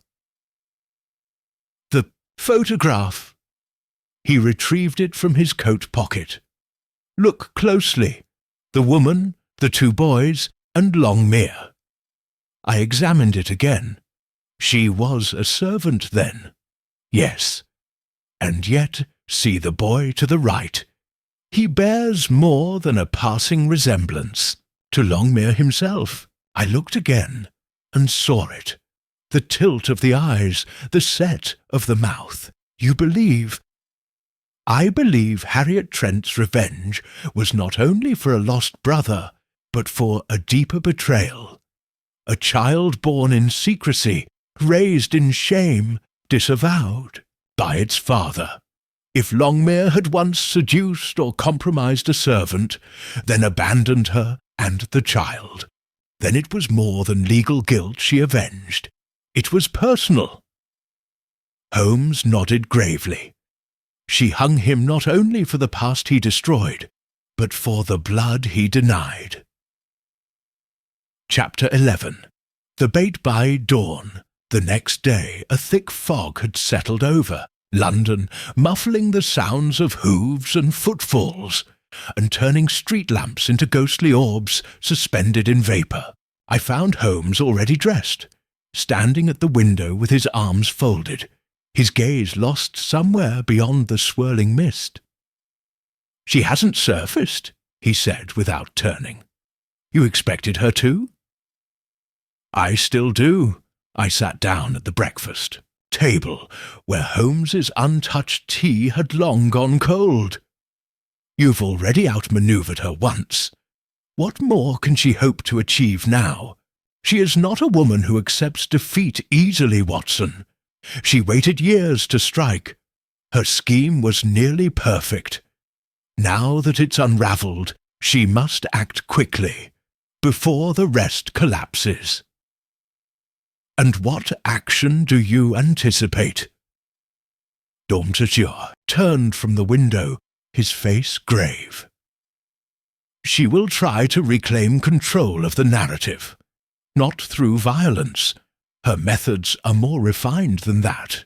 No, she will attempt to discredit the evidence, perhaps destroy the true deed, or manipulate the perception of her involvement. But to do so, she must retrieve something, a loose end she failed to cut. A person? I asked. Or a piece of evidence? Both. He retrieved a sheet of paper from his desk and handed it to me. It was a rough map. Elmshade House and its surrounding area, annotated with small, neat markings. She will return, he continued, but not to the house itself. That would be expected. She'll come to the perimeter, the garden, the coal cellar, possibly even the bank vault, should she believe we've replaced the deed there. We must make it seem that we have. I frowned. You intend to bait her? Exactly. The trap must be attractive, but not obvious. I shall need your assistance, Watson, and Lestrade's cooperation. By mid-afternoon, the plan was in motion. Holmes instructed Lestrade to spread word, subtly through a known informant. that the authentic Grensham deed had been transferred from Elmshade House back to Cavendish and Greer's vault for safekeeping. It was a lie, of course. The real document remained sealed in Holmes's own dispatch box. But it was a lie designed to leak. At the same time, Holmes took a new oilskin envelope, identical to the original, and filled it with blank parchment, and one forged notary seal borrowed from an old contact in the Foreign Office. It was then placed inside a discreet leather case and handed off to a decoy courier bound for the bank.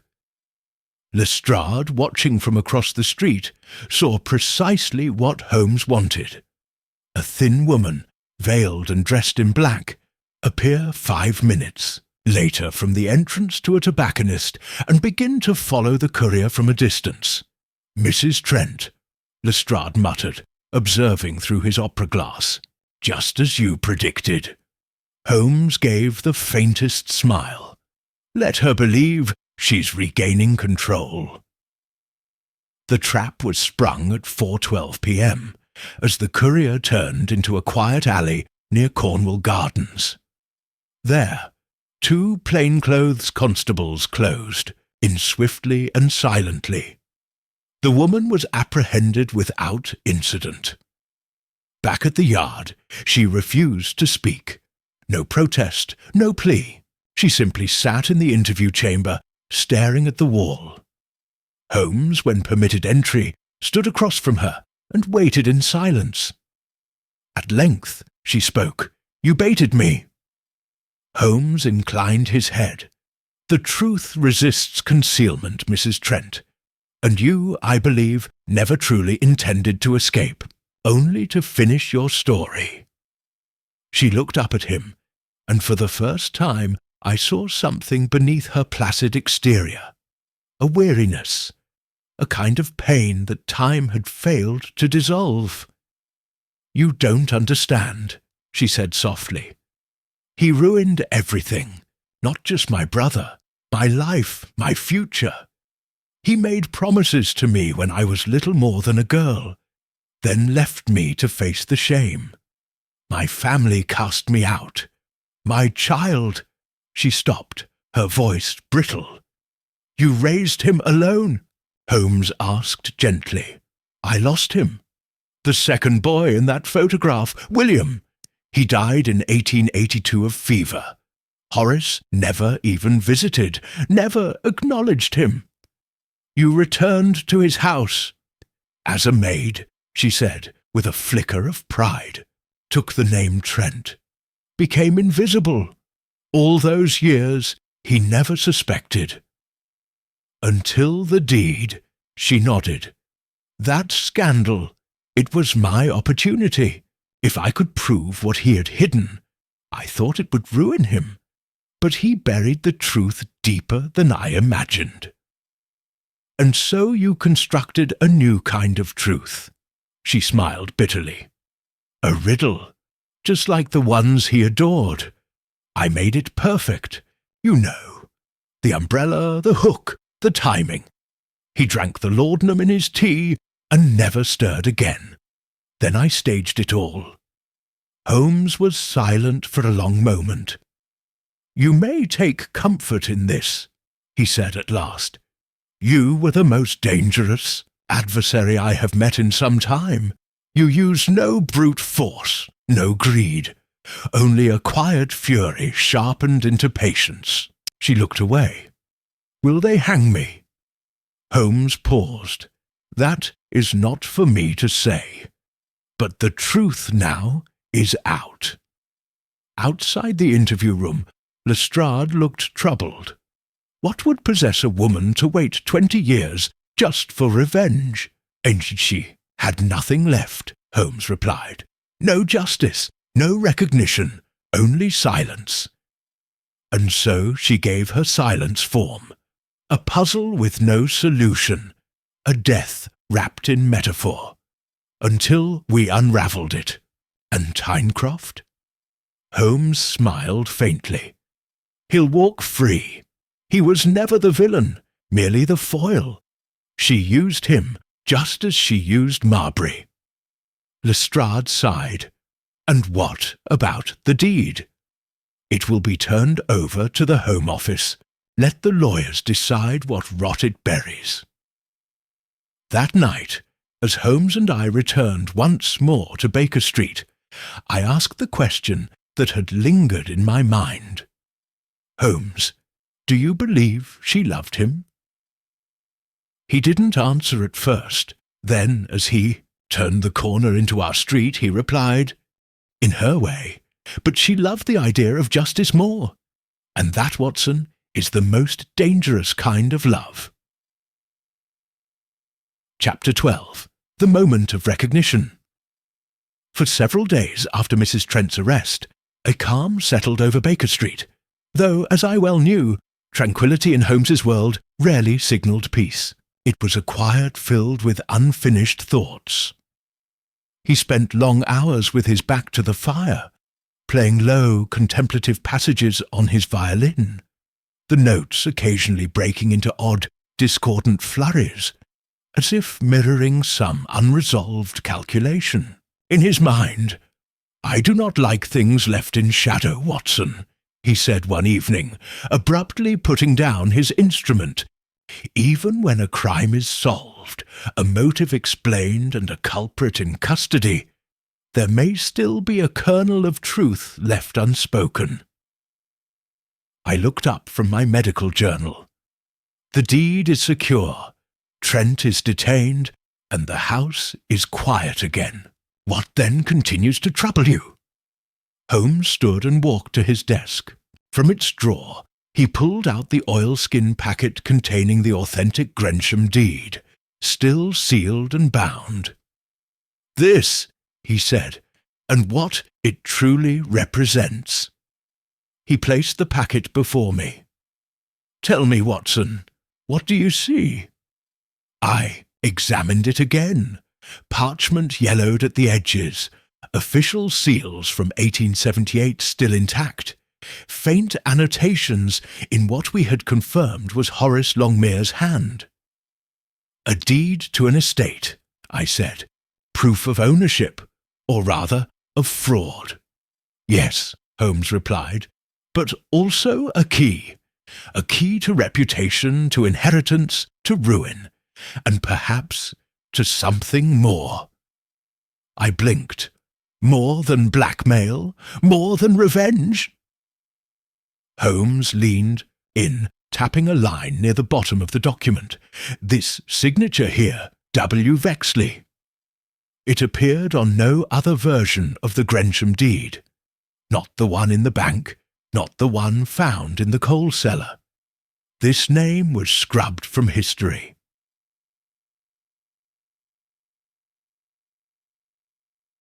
Brow furrowed. Vexley. That was Mrs. Trent's maiden name. Holmes nodded. And more importantly, William Vexley was not her brother. He was her son. The realization struck me at once, heavy and undeniable. Then the child Horace Longmere denied, the one she claimed had died, was the same William Vexley listed as co-beneficiary of the Grensham estate. Precisely. A silent beneficiary, perhaps inserted by Horace as a private act of guilt, perhaps promised in a moment of weakness. But when the scandal broke, he erased all trace of the boy's claim. He forged a replacement deed, burned the original, and told no one. "Except he didn't destroy it," I said slowly, glancing at the sealed document again. "He hid it beneath the fireplace, because he could not bear to destroy what little remained of his conscience," Holmes murmured. "He hoped the past would stay buried. And when Mrs. Trent, Harriet, returned to the house under a false name, he welcomed her. But he never imagined she would discover the truth." I stood and paced. She was clever enough to spot the omission, and when she realized her son's name had been removed from the official record, she began to plot, Holmes finished. "A patient icy campaign of retribution. Marbury was her tool. Vale was her scapegoat. Tyncroft was her diversion.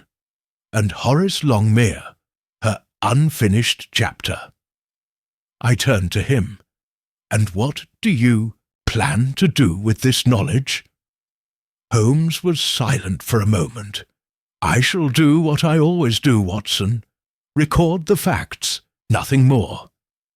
But I knew him too well to accept that answer without scrutiny. You believe the truth should remain secret? No, he said slowly, but I believe it must be handled. Let the law debate the inheritance. Let the courts rediscover the forgotten name of William Vexley. Let history pass its judgment. But what concerns me is the human element. I understood. The moment of recognition. Holmes nodded. When a woman sees her child's future erased from a page and resolves to restore it through the only justice left to her, it is not legal, but it is human. And it explains what logic alone cannot. He returned the deed to his dispatch case and locked it away. Later that night, Holmes received an unexpected visitor. Enid Longmere arrived at Baker Street unannounced, wrapped in mourning black, her face still pale with the shock of recent revelations. I made myself scarce, but could not help overhearing fragments of their conversation from the study. She loved him once, Miss Longmere said quietly. My father. I know she did, even after the betrayal. Holmes was gentle. He wronged her deeply, but he also wronged you, Miss Longmere, by keeping so much hidden. She paused. And now, what becomes of her? She will be tried, Holmes said, but I suspect her fate lies more with time than with the court. A jury may see what we see, grief long held, not madness, not cruelty, just sorrow that curdled into silence. A long pause. And the child? She asked. Holmes didn't answer. Right away. He died forgotten. But his name will be known again. After she left, Holmes resumed his seat by the fire, weary but composed. Even in tragedy, Watson, he said softly, there are small victories. The truth uncovered, the silence broken, that too is justice. And though the case was not yet fully closed in the eyes of the law, I could see that for Sherlock Holmes the puzzle had resolved, not with a thunderclap, but with the quiet, undeniable certainty of recognition. Chapter 13. The Final Attempt. To escape 2 days after Enid Longmere's visit, the story of the Elmshade mystery had begun to reach the public in diluted and distorted forms. Though no official charges had yet been brought against Mrs. Harriet Trent, and no newspapers named her directly, whispers of the umbrella hanging, the lady's riddle, and the Grensham ghost found their way into headlines and drawing-room chatter. Holmes characteristically ignored the stir entirely, but I knew his attention was fixed on something else, something unfinished. She won't sit quietly, Watson, he murmured as we sat in the study on a damp afternoon. She has outwitted too many people for too long to simply fold her hands and await trial. There's one last move left in her game. You believe she'll escape custody? I believe she's already attempting it.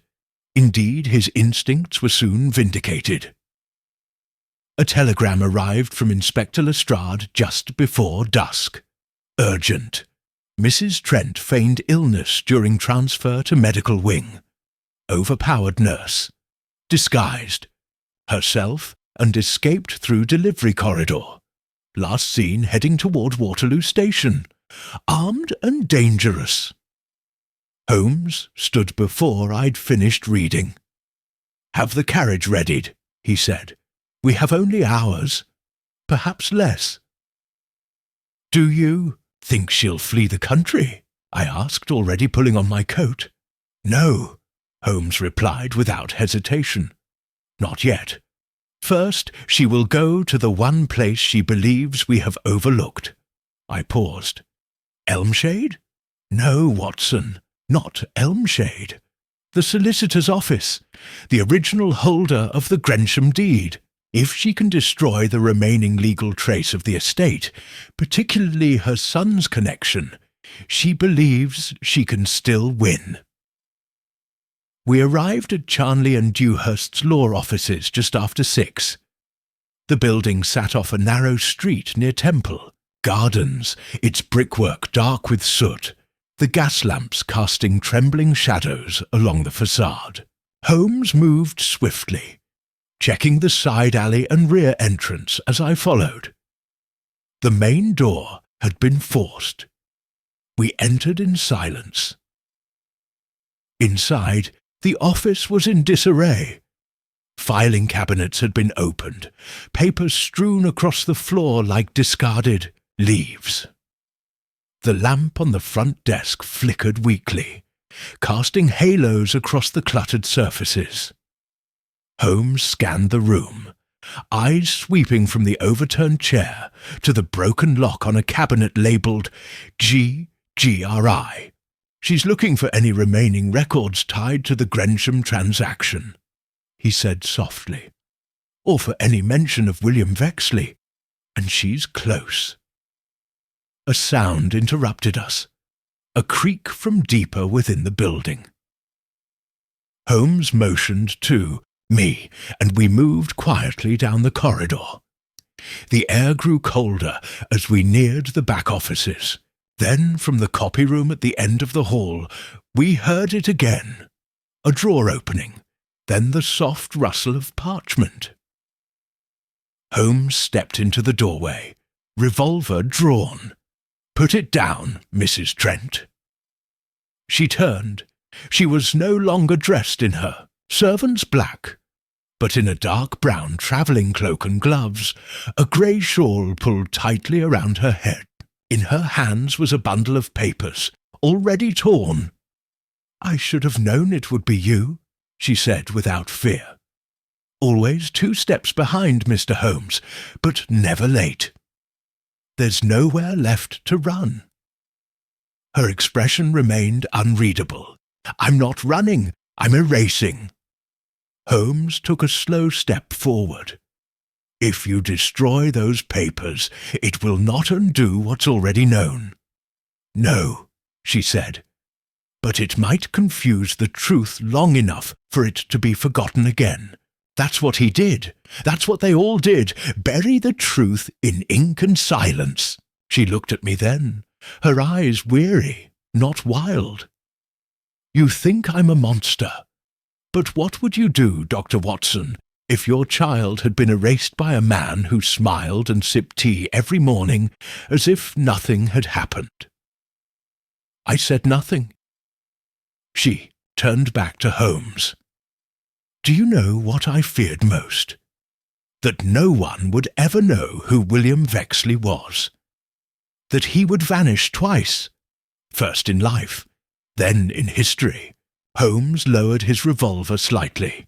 He will not vanish. His name is on the record now. The real deed survives. But for how long? She whispered. You know how fragile records are. A fire, a filing error, a magistrate who does not care. She stopped. From behind Holmes, a voice rang out. That's enough, Harriet. Lestrade stepped into the hallway with 2 constables, pistol raised. Mrs. Trent did not resist. She closed her eyes and let the bundle of papers fall from her hands, scattering across the floor. The constables moved in, cuffed her gently, and led her out into the cold street without a word. Lestrade turned to Holmes. She's done now. This time we'll keep her secured. Holmes said nothing. He bent to pick up the torn pages. Among them were fragments of property transfers, registry amendments, and one partial letter, signed with a name we had not seen before. William Vexley Longmere, a claim of parentage, Holmes murmured. Perhaps submitted in secret, perhaps denied. I asked, why didn't she just publish this? Go to the courts? Because revenge was never about restoration, Holmes replied. It was about memory, about refusing to let him, Horace, dictate the terms of her silence any longer. We returned to Baker Street in the deepest hours of night. Rain pattered softly against the windows. Holmes sat again by the fire, but the violin remained untouched on its stand. He spoke without looking at me. Every case has its end, Watson, but not all ends are tidy. Sometimes the truth is too late to serve justice. And sometimes, I replied, the truth is the only justice that remains. He nodded faintly, the firelight flickering across his face. Outside, London breathed on in shadow and smoke, its secrets momentarily quiet, but never fully at rest. Chapter 14. Holmes closes in. The final clue revealed. By the following morning, London had returned to its usual rhythm. Carriages clattering over slick cobblestones, newsboys hawking papers in the drizzle, and fog curling beneath lamp-posts like a slow exhalation from the city itself. Yet, inside 221B Baker Street, a lingering tension clung to the air. Holmes stood at his desk, his fingers lightly tracing the edges of the torn letter recovered from Mrs. Trent's final act. The name William Vexley Longmere remained legible on the fragment, half a name, half a life. She never meant for this to be public, Holmes said at last, speaking more to himself than to me. This wasn't about courtrooms or headlines. It was about legacy, control. I looked up from my seat by the fire. But she lost that, didn't she? The deed is secured. Her connection to the boy exposed. Justice will follow. Holmes shook his head. Justice, yes, but the puzzle remains incomplete. How so? He turned, crossing to the window. The Morning Post lay unopened on the side table. Without looking, he said, "We have accounted for Trent's motivations, her planning, her allies and scapegoats. But one detail continues to disturb me." He picked up a small envelope, opened it with a flick of his knife, and scanned the brief note inside. Then he handed it to me. It was from Inspector Lestrade. Final inventory of Marbury's possessions complete. One item of interest. Small cipher wheel found hidden in lining of his coat. Initials WV engraved. Awaiting your thoughts. A cipher, I said. But we've already found the deed. Uncovered the names. Holmes was quiet for a long moment. Then, unless we haven't. He crossed to the bookshelf and pulled down Cryptographs and Curiosities, Longmere's puzzle journal, which we had examined weeks earlier. It had remained largely forgotten in the midst of the larger revelations. Watson, recall the riddle we found inside. I hang though I have no neck. It led us to the coal cellar vault. But that was a misdirection, was it not? I nodded. The real deed was beneath the fireplace. Holmes flipped rapidly through the pages until he reached a section near the back. Previously overlooked, now marked by a faint crease. It contained a series of riddles written in Longmere's careful hand, each dated and numbered. The final entry was distinct. It read, "One name, split in two, a son buried in cipher, with letters I left for none but you. Holmes turned a guillaume page, and there, in faint pencil, was a grid of numbers and letters arranged in a circular pattern, a cipher wheel. Marbury carried the tool, Holmes muttered, but not the key, because the key was here, left by Longmere himself, not in the fireplace, not in the vault, but in the riddle. A final act of conscience, he stood and began, aligning the cipher's numbers with the names William and Longmere, spinning the wheel slowly. L, he murmured, followed by gaps, then L, O, N. As he continued to decode, his eyes widened. Then he stopped. "It's a name, Watson," he said quietly. "And not just any name. It's the name of a solicitor." I leaned closer. A solicitor? Holmes tapped the decoded message. "Ask Robert Stillwell of Grensham." Will was altered. "Truth held in second will, Vault B." "Another will?" I asked, incredulous. Holmes was already reaching for his overcoat. A second will, hidden, the final record of Longmere's intentions. Not the deed alone, but a legal testament left in secrecy. Trent never found it, nor did Marbury. Only William would have known. Or someone clever enough to decipher it. He nodded once. "Come, Watson. There is one final piece to unearth. The chambers of Robert Stillwell, a semi-retired solicitor, in Gray's Inn, were modest and unassuming. Stillwell himself was in his 70s, with a bald head, pince-nez spectacles, and the dishevelled charm of a man whose ink-stained hands still kept time better than any clock.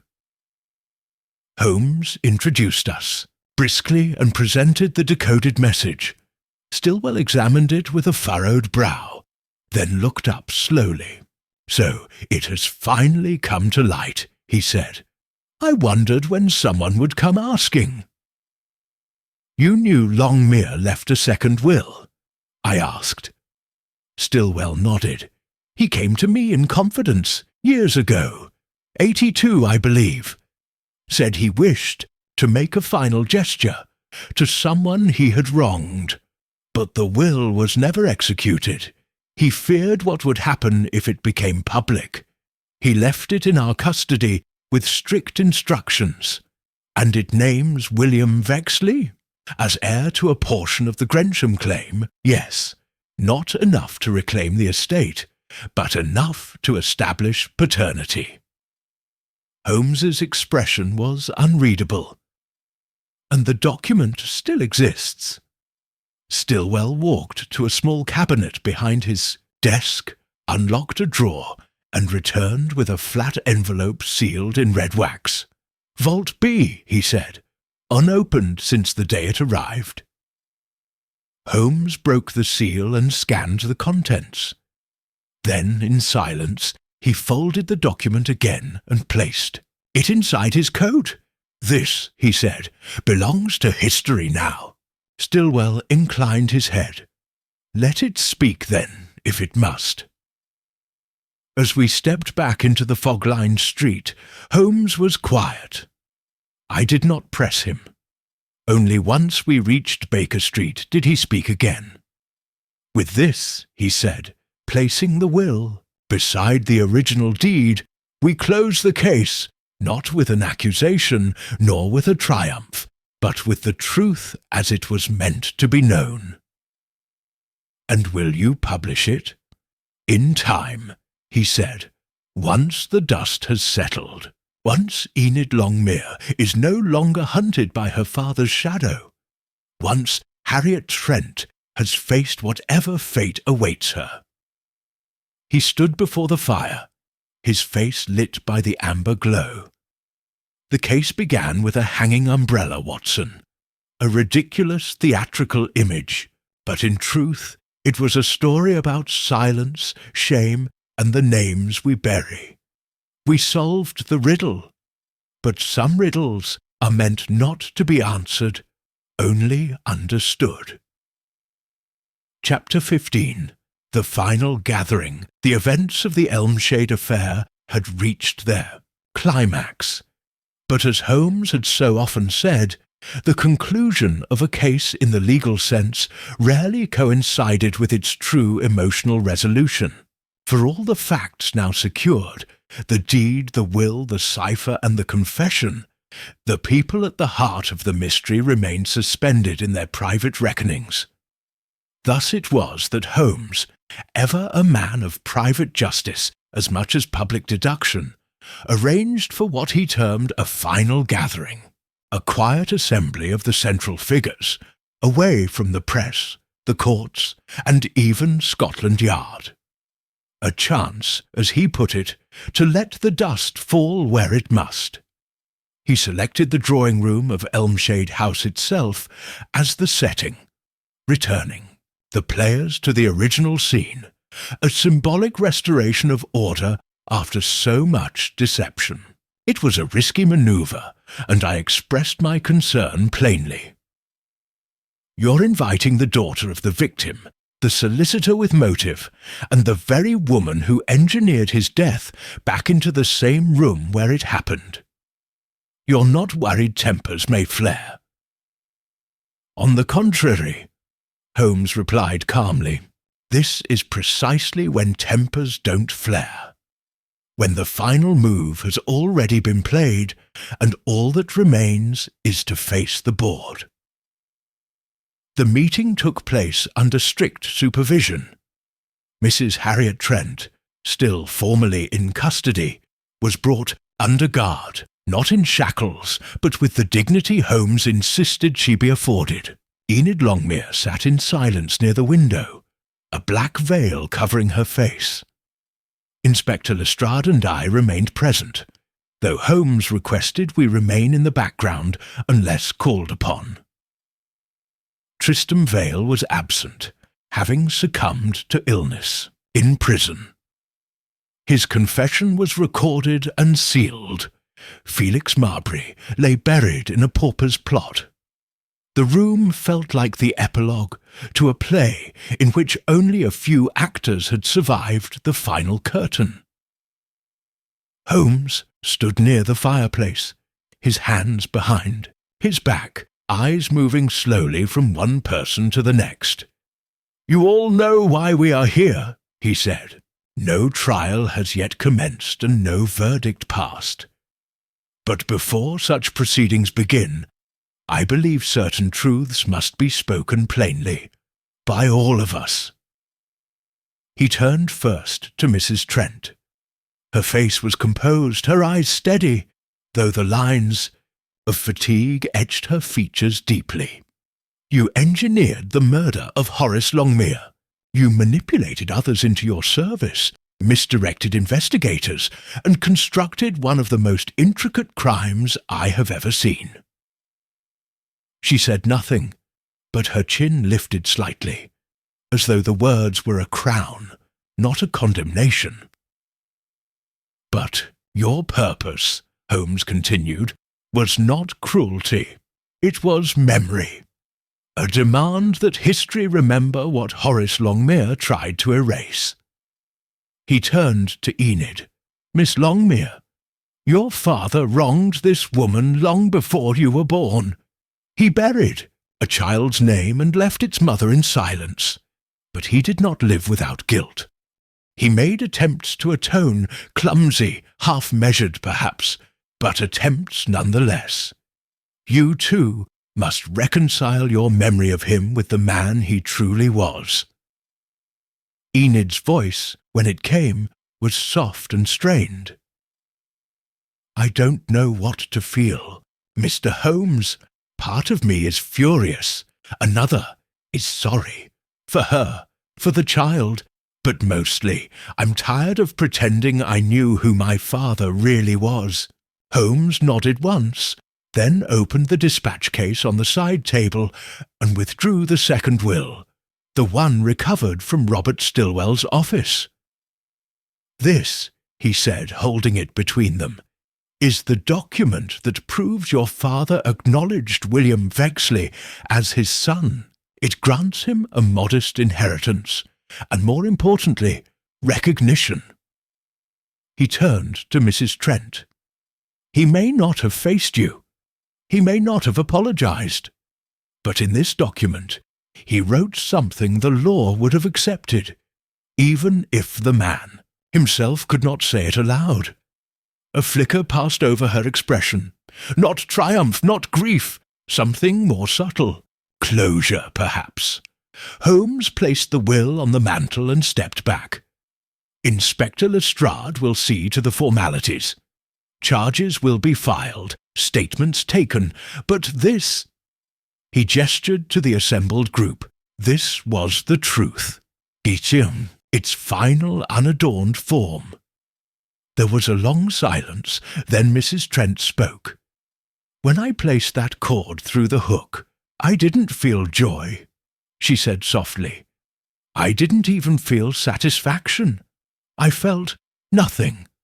Only when you uncovered the truth did I feel something again. Thank you, Mr. Holmes, for giving my son his name back." Holmes inclined his head. "Not I. Only the facts, and the facts once exposed rarely stay buried." Lestrade stepped forward gently and nodded to the constables. Mrs. Trent stood without resistance, allowing herself to be led out. As the door closed behind her, Enid turned to Holmes. "Will the world know what happened? All of it? Not all," Holmes replied, "but enough. Enough to grant peace to the dead, and to the living."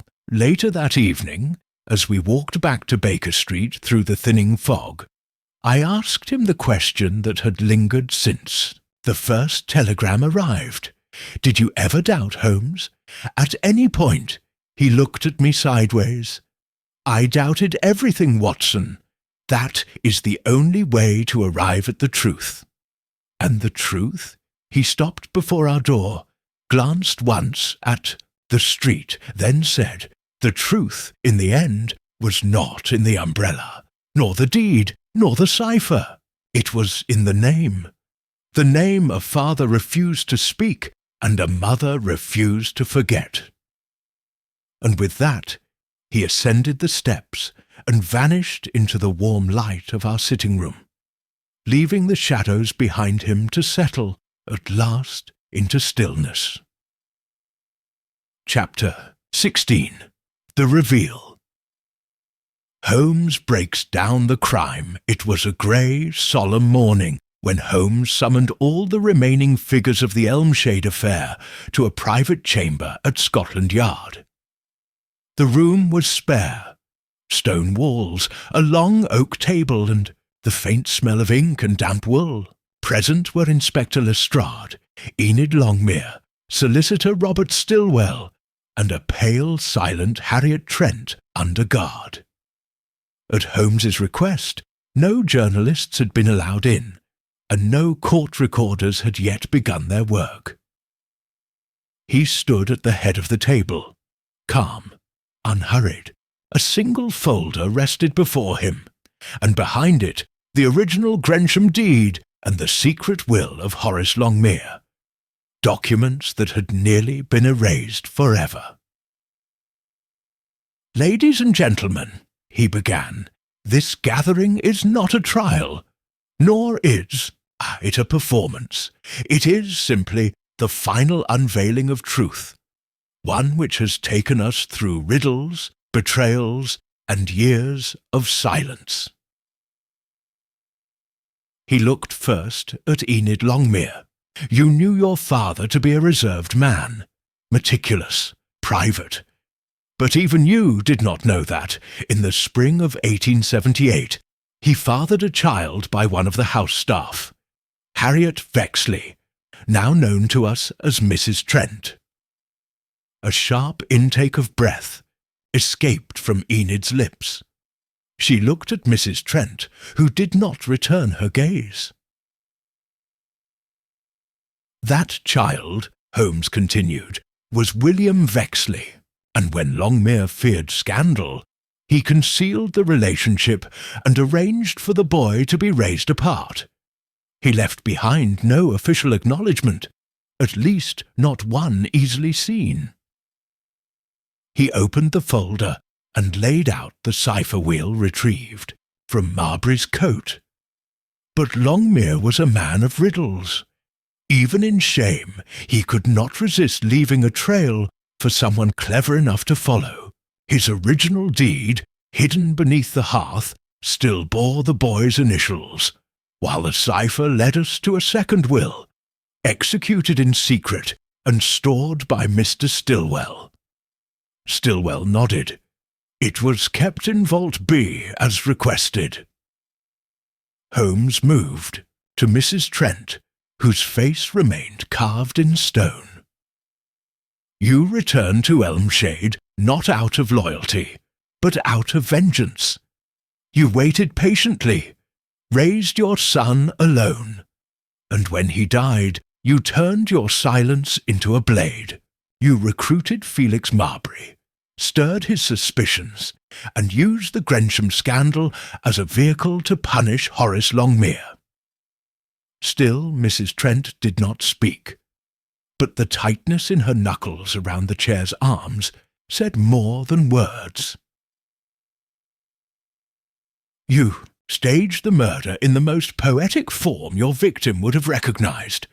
A riddle, the umbrella hanging, the precise cord, the room untouched, each detail carefully arranged to appear impossible, and thus draw attention away from your involvement. You used laudanum to poison him in his tea. He never felt the noose. Lestrade leaned forward. And Tyncroft? Holmes turned to him. A decoy, loud, difficult, and convenient. He was meant to draw our eyes. Mrs. Trent sent the anonymous notes implicating him. She even encouraged Marbury to believe Tyncroft would come after the deed. All lies. Then Marbury was an accomplice? Enid asked. A pawn, Holmes corrected gently. Unwitting. When he grew anxious, she removed him. His death was made to look like suicide, but it was carefully timed, hours after we began uncovering the cipher's truth. He held up the torn page recovered from Marbury's fireplace. But here, he said, is where the riddle turned against her, for Marbury had already written down part of the truth. He had seen the cipher and suspected it held the key. It brought us to the fireplace, to the true deed, and ultimately to the will. Holmes gestured to the document before him. In this, Will William Vexley Longmere is acknowledged as heir to a portion of the Grensham estate. It would not have restored the boy's life, but it would have given him legitimacy, and perhaps peace. But that peace was buried by pride, fear, and the calculated silence of both father and mother. Enid looked visibly shaken. Why didn't she tell me? Holmes's voice softened. Because her grief became her purpose. Telling you would have opened the wound. Acting alone allowed her to own it. Holmes turned again to Mrs. Trent. You succeeded, madam. Your story is now known. Your son's name will not vanish. Still, she said nothing, but for the first time her eyes lifted to meet Holmes's. The hatred was gone. In its place was something stranger, reluctant respect, and perhaps resignation. Holmes drew a breath. Now, you must decide what you wish to do with this story. I have prepared a sealed summary of the events. It can be given to the authorities, or not. Justice has already claimed its price. He looked to Lestrade, then Enid. But whatever path you choose, let it begin with truth. Lestrade stood slowly. She'll remain in custody for now. But this case, Holmes, it doesn't feel like the others." Holmes offered a faint smile. "That's because it wasn't about crime, Inspector. It was about memory. And memory rarely follows law." Enid rose and crossed to Mrs. Trent. For a long, still moment, she stood over the older woman, who remained seated. "I don't forgive you," Enid said quietly. "But I understand you. It was the only verdict given that day, and it was the one that mattered." As we left Scotland Yard and stepped into the chill of the late afternoon, I looked at Holmes. "You said the case began with an umbrella," I said. "But now it feels like it ended with a name." Holmes lit a cigarette and glanced back toward the looming shape of the yard. "No, Watson. It ended with silence, finally broken." Chapter 17. Outcome and Justice. The weeks that followed were marked by a quiet unravelling.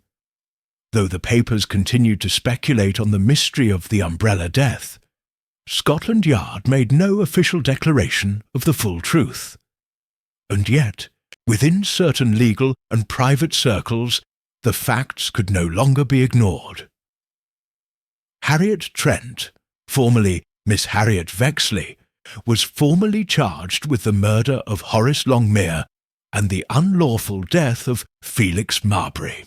The charges, though grave, were complicated by the mitigating factors Holmes had so thoroughly revealed. The unacknowledged paternity, the years of concealed abuse and silence, the careful staging that had spared the household any direct violence, beyond the central crime. At her arraignment, she pled guilty to the former, not guilty to the latter. The court was divided. Holmes and I were called to testify, not to the act itself, but to the deductive chain that led to its revelation. Holmes spoke with his usual clarity, eschewing drama. When asked what he believed Trent's true intent had been, he gave a simple reply: to tell a story that no one else would write. The trial lasted just 3 days. The jury, composed of a broad cross-section of London's middle class, was visibly troubled by the case's moral complexity. In the end, the verdict was mixed. Harriet Trent was found guilty of manslaughter, not murder. The sentence was reduced on account of her age, her years of loyal service, and the revelation that she had been provoked by decades of mistreatment, both legal and personal. She was remanded to a private women's institution rather than prison, where she would live under strict supervision. As she was led out of the courtroom, she paused, only briefly, to look at Holmes. A single nod passed between them. There was no forgiveness in it, nor victory, only recognition. Enid Longmere, meanwhile, retreated from public life. The estate at Elmshade was shuttered for the remainder of winter. When I wrote to her, offering Holmes's regards, she replied with a short but moving letter. "The house feels emptier now. Not because it has lost my father, but because it has lost its illusions. For the first time, the truth fills these walls, and it is heavy, but clean." She retained no claim over the Grensham estate. Instead, on Holmes's advice, she arranged for the second will to be submitted to probate, and for the name William Vexley Longmere to be formally entered into public record. Though it had no bearing on legal ownership, the gesture was significant. At Holmes's request, the original deed and the cipher were donated to the British Museum, where they now sit, labelled "A Study in Secrecy, the Grensham Puzzle." The days after the trial, I found Holmes quieter than usual, not in his usual sulking melancholy, but in something more reflective. The case had taken a toll not often visible to others, not because it had taxed his intellect, but because it had forced him to contend with human emotion in a form he could neither mock nor dismiss. He spent his time in silence, often gazing at the fire or walking along the Thames for hours at a time. I accompanied him once to Kensington Gardens, where the leaves had turned brittle underfoot and the air smelt faintly of peat smoke. "Do you believe she would have killed again?" I asked him. Holmes was slow to answer. "No," he said finally. "The murder was not part of a pattern. It was a punctuation, the end of a long sentence she'd been forced to endure." We walked in silence for a while, the mist curling through, the trees like quiet memory. Then he said, almost to himself, "Some crimes are committed with a knife, others with ink, but the worst are committed with silence." The final word on the matter came from Inspector Lestrade, in his own sardonic manner. "She made you work for it, Holmes," he said during a visit to Baker Street. "I'll give her that." Holmes gave a small smile. "Not every puzzle wishes to be solved. Some merely wish to be noticed." Lestrade snorted. "Well, she got her notice. I dare say she'll go down as the most polite murderer in London." Holmes did not respond to the jest. Instead, he unrolled the Times and began reading the shipping reports. He, however, couldn't help but remark, "And yet, in all the smoke and theatre, we nearly missed it." "Missed what?" Lestrade asked. Holmes answered without looking up. The umbrella was never the crime, it was the invitation. And so the case concluded, not with a grand chase or last-minute confession, but with a quiet, aching truth. One woman's long grief, one man's cowardice, one forgotten child, a tangle of riddles, obscured by time, but ultimately unwound by logic and compassion.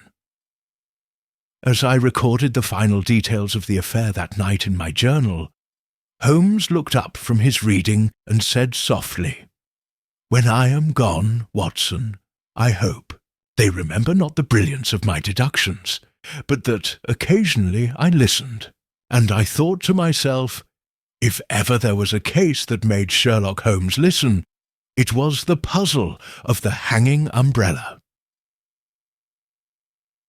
Chapter 18. Holmes's Final Reflection. It was one of those rare winter mornings in London when the city awoke beneath a veil of soft white. Snow had fallen silently overnight, blanketing the rooftops, silencing the clatter of wheels and hooves, and muting the ever-present churn of Baker Street. The world, for a few hours, had been made clean. Holmes stood at the window, his dressing gown loosely tied, one hand resting on the sill. He had not spoken much in the past day, not since receiving a final note from Scotland Yard, confirming that Mrs. Trent had accepted her sentence without appeal. I sat nearby, pen in hand, reviewing my notes. There were few new details to add. The case was complete. "She didn't run," Holmes said suddenly. I looked up. "You expected her to?" He shook his head. "No, but others would have. She had her chance, in the alley, at the office. But in the end she turned back. She wanted to be found. I considered that. Perhaps she knew that if she disappeared, her story would disappear with her." Holmes gave a slight nod. "Yes, and for all her cunning, it was never about escape. It was about leaving behind the truth, imperfect, unsanctioned, but undeniable. He returned to the fire, where the morning edition of the Times lay folded beside the poker. The headline had nothing to do with Elmshade. A banking scandal, a railway delay. The city had already moved on. "Do you regret how it ended?" I asked Holmes, smiled faintly, though not with amusement. "Regret, Watson, implies that something else could have happened, that logic might have prevailed where emotion reigned. But there are crimes which are not born from greed, nor hatred, but from grief. And those are the ones which linger." He poured himself a measure of brandy, though it was hardly noon, and gestured for me to sit with him. "You see," he said, "for all our efforts to untangle facts, deduce intentions, and reveal mechanisms, there are moments when deduction only leads us to sorrow. This case, this riddle, was not merely about a hanging umbrella or a forged deed. It was about the unbearable weight of being forgotten." I said nothing, sensing he needed no interruption. He leaned forward, fingertips steepled. Harriet Trent did not set out to kill. She set out to be remembered. And Horace Longmere, whether through cowardice or shame, sought to vanish a part of himself. In doing so, he left a child without a name, and a mother without a voice.